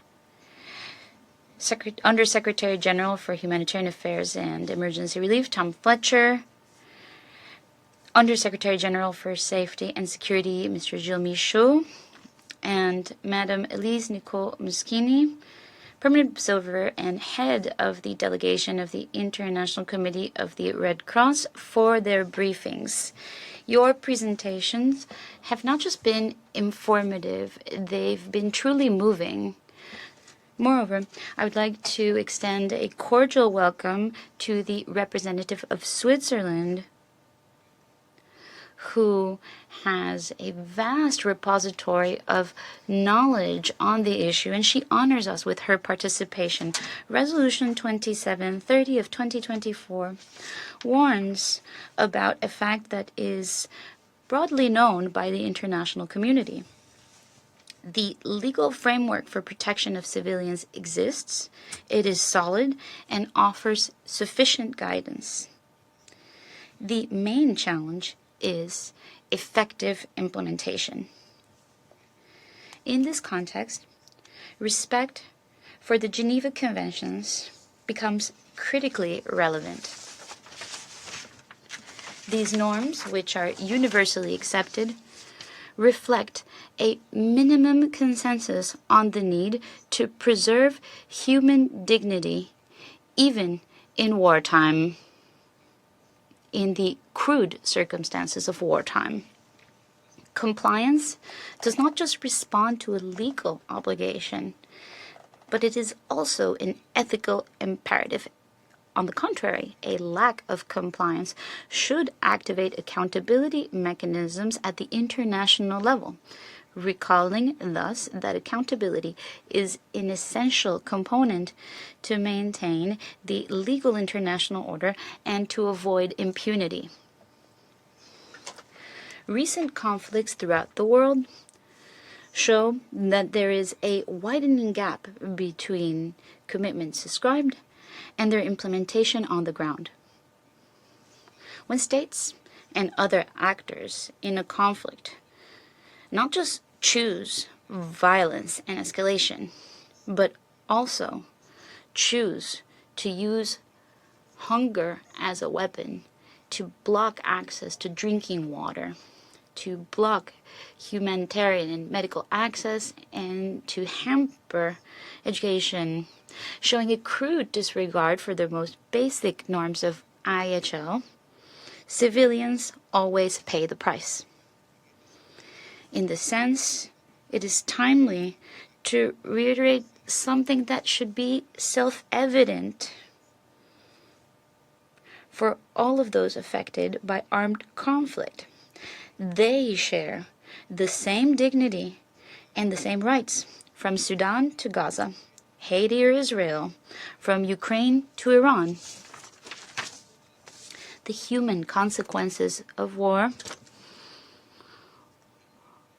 warrant a response based on equality and not selectivity. Again, they warrant a response based on equality and not selectivity. Likewise, civilian infrastructure should never be targeted. Schools, hospitals, bridges, essential water supply, electric infrastructure, and transportation systems are vital pillars for a dignified life. Likewise,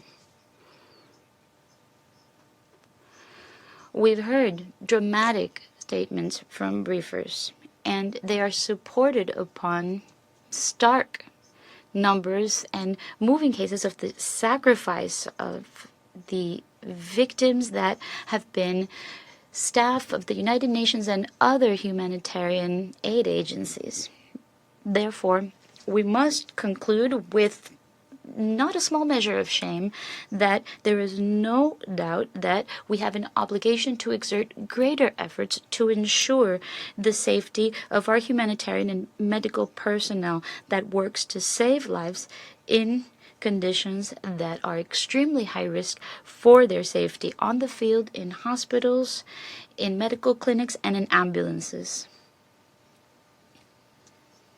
We know that their work is absolutely vital to preserve life and health in the midst of conflicts. This is not just a legal issue, which, by the way, it also is. It is a matter of simple humanity. Unfortunately, we have seen that in many cases, quite on the contrary, these people are intentionally targeted.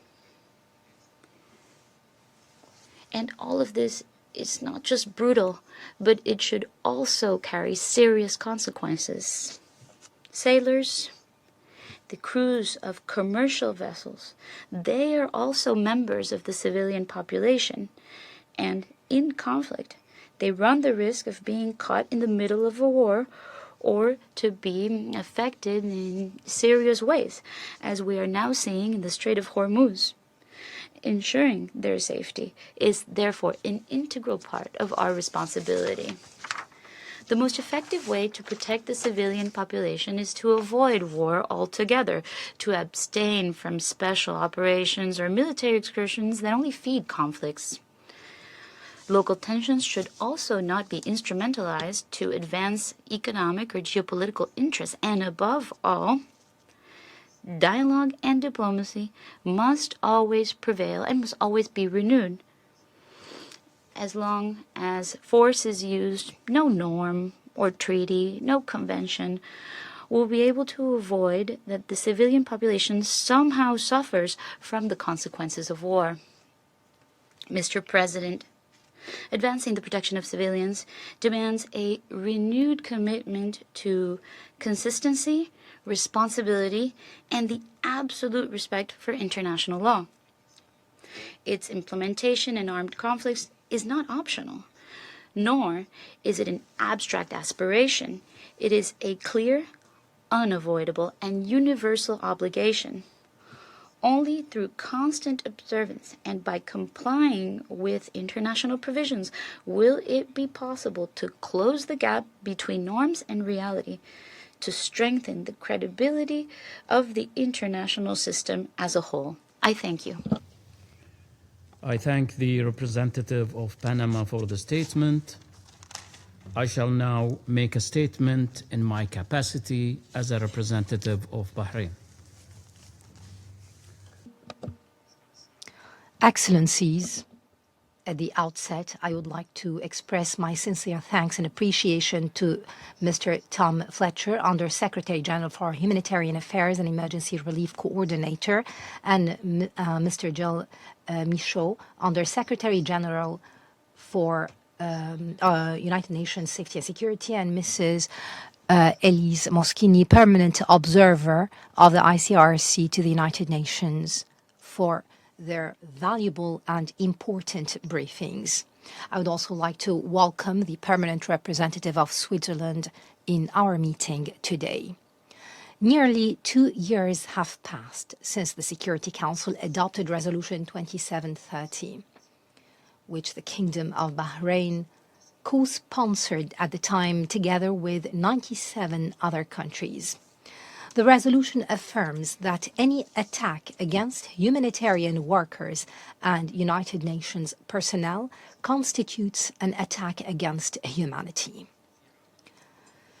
Yet, in 2026, we continue to witness serious threats that affect and even claim the lives of humanitarian personnel.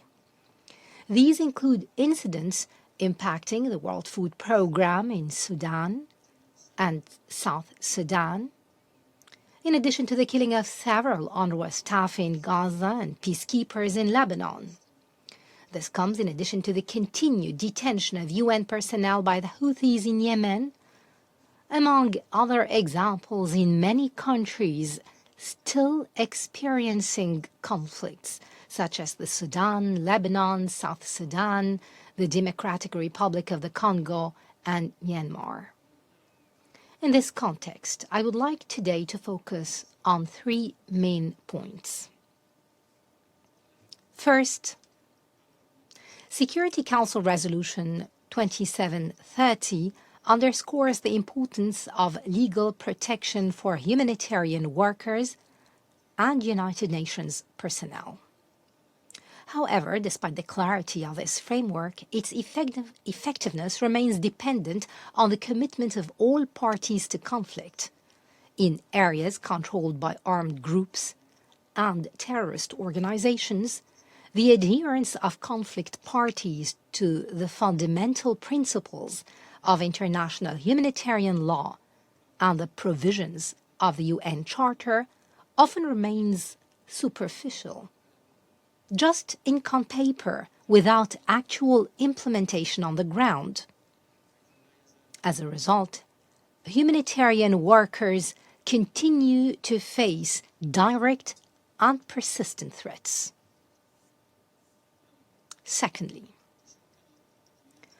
emerging technologies, including drones, pose threats to humanitarian workers. They may even obstruct their missions and operations. This requires the international community to develop new mechanisms to protect humanitarian personnel in a manner commensurate with current and future challenges. More broadly, disinformation represents a significant threat to the safety of humanitarian and UN operations. This requires the prevention of their spread, as highlighted in the Secretary General's recommendations S/2024/852. Indeed, he stressed that 76% of peacekeepers reported in 2025 that disinformation had affected their safety. Artificial intelligence may also be misused to facilitate the spread of such disinformation. Third, ensuring urgent and unimpeded access to humanitarian assistance for communities is essential. Armed groups may exploit any restrictions on access to control or monitor aid, thereby endangering the safety of humanitarian workers. The situation is further complicated by terrorist organizations establishing parallel aid channels. This obstructs humanitarian work.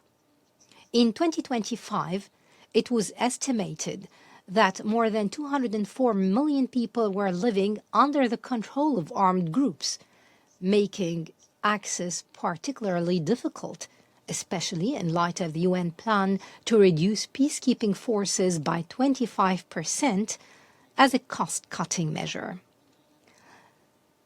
This leads us to anticipate an increase in threats in the future. Therefore, we stress the need to ensure the urgent and safe delivery of humanitarian assistance to affected communities.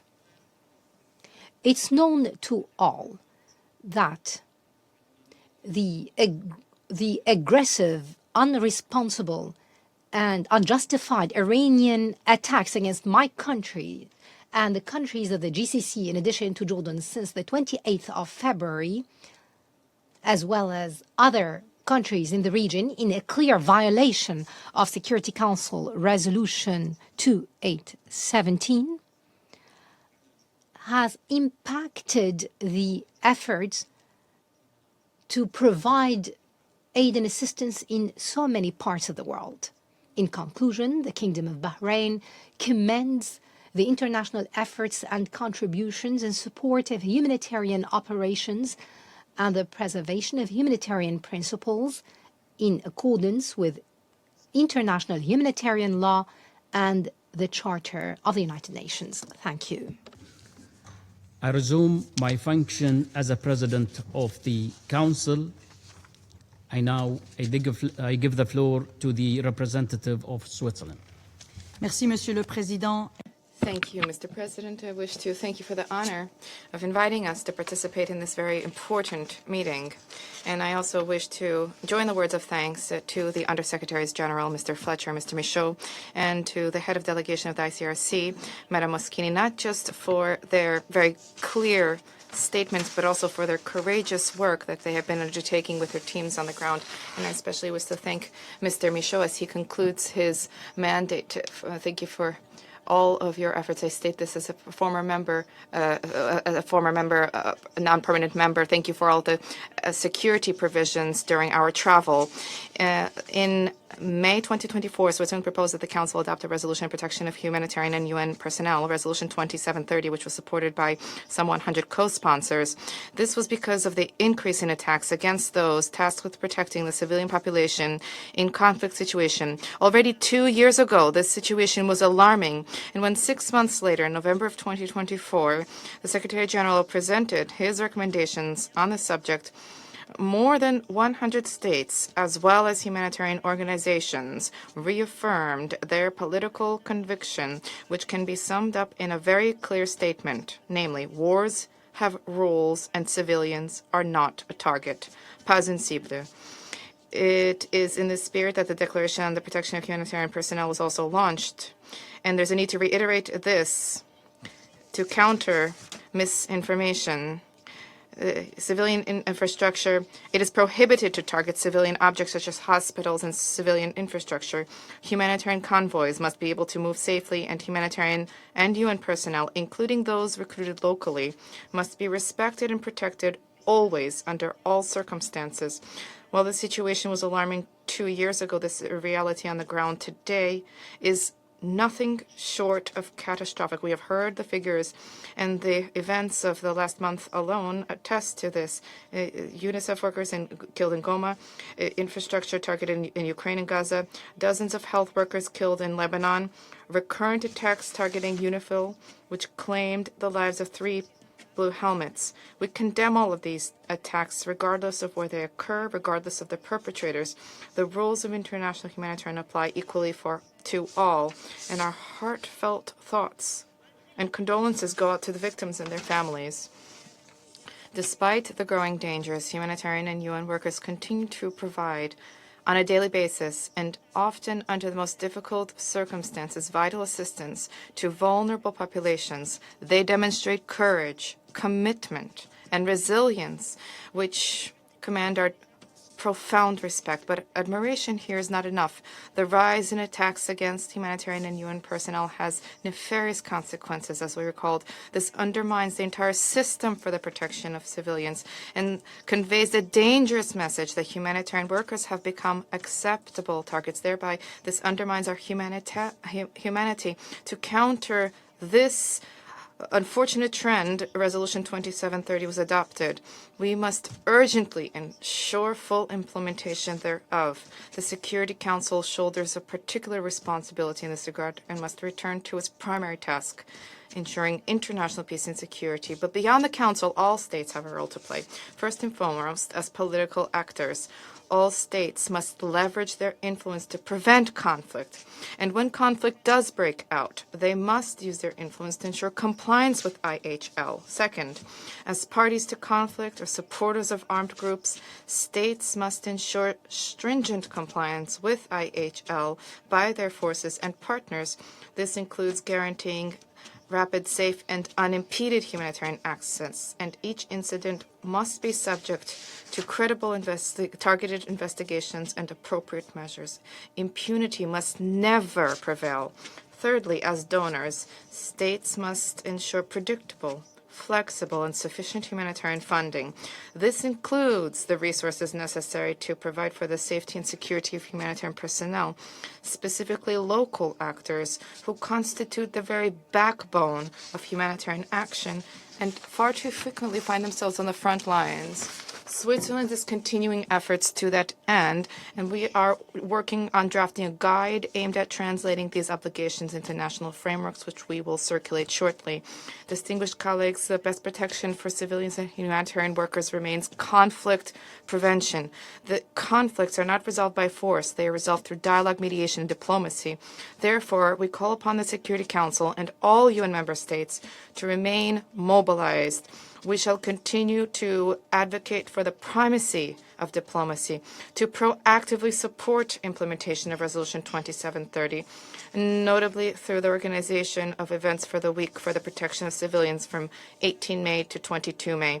The majority of the world's population would like to better protect civilians from tragic consequences of armed conflict, as many young people stand ready to become actively involved, and this was demonstrated by last week's Circle of Young Humanitarians Summit in Geneva. This generates hope for us, but especially gives rise to a commitment to rise to our responsibilities and to meet them. Thank you. Representative of Switzerland for the statement.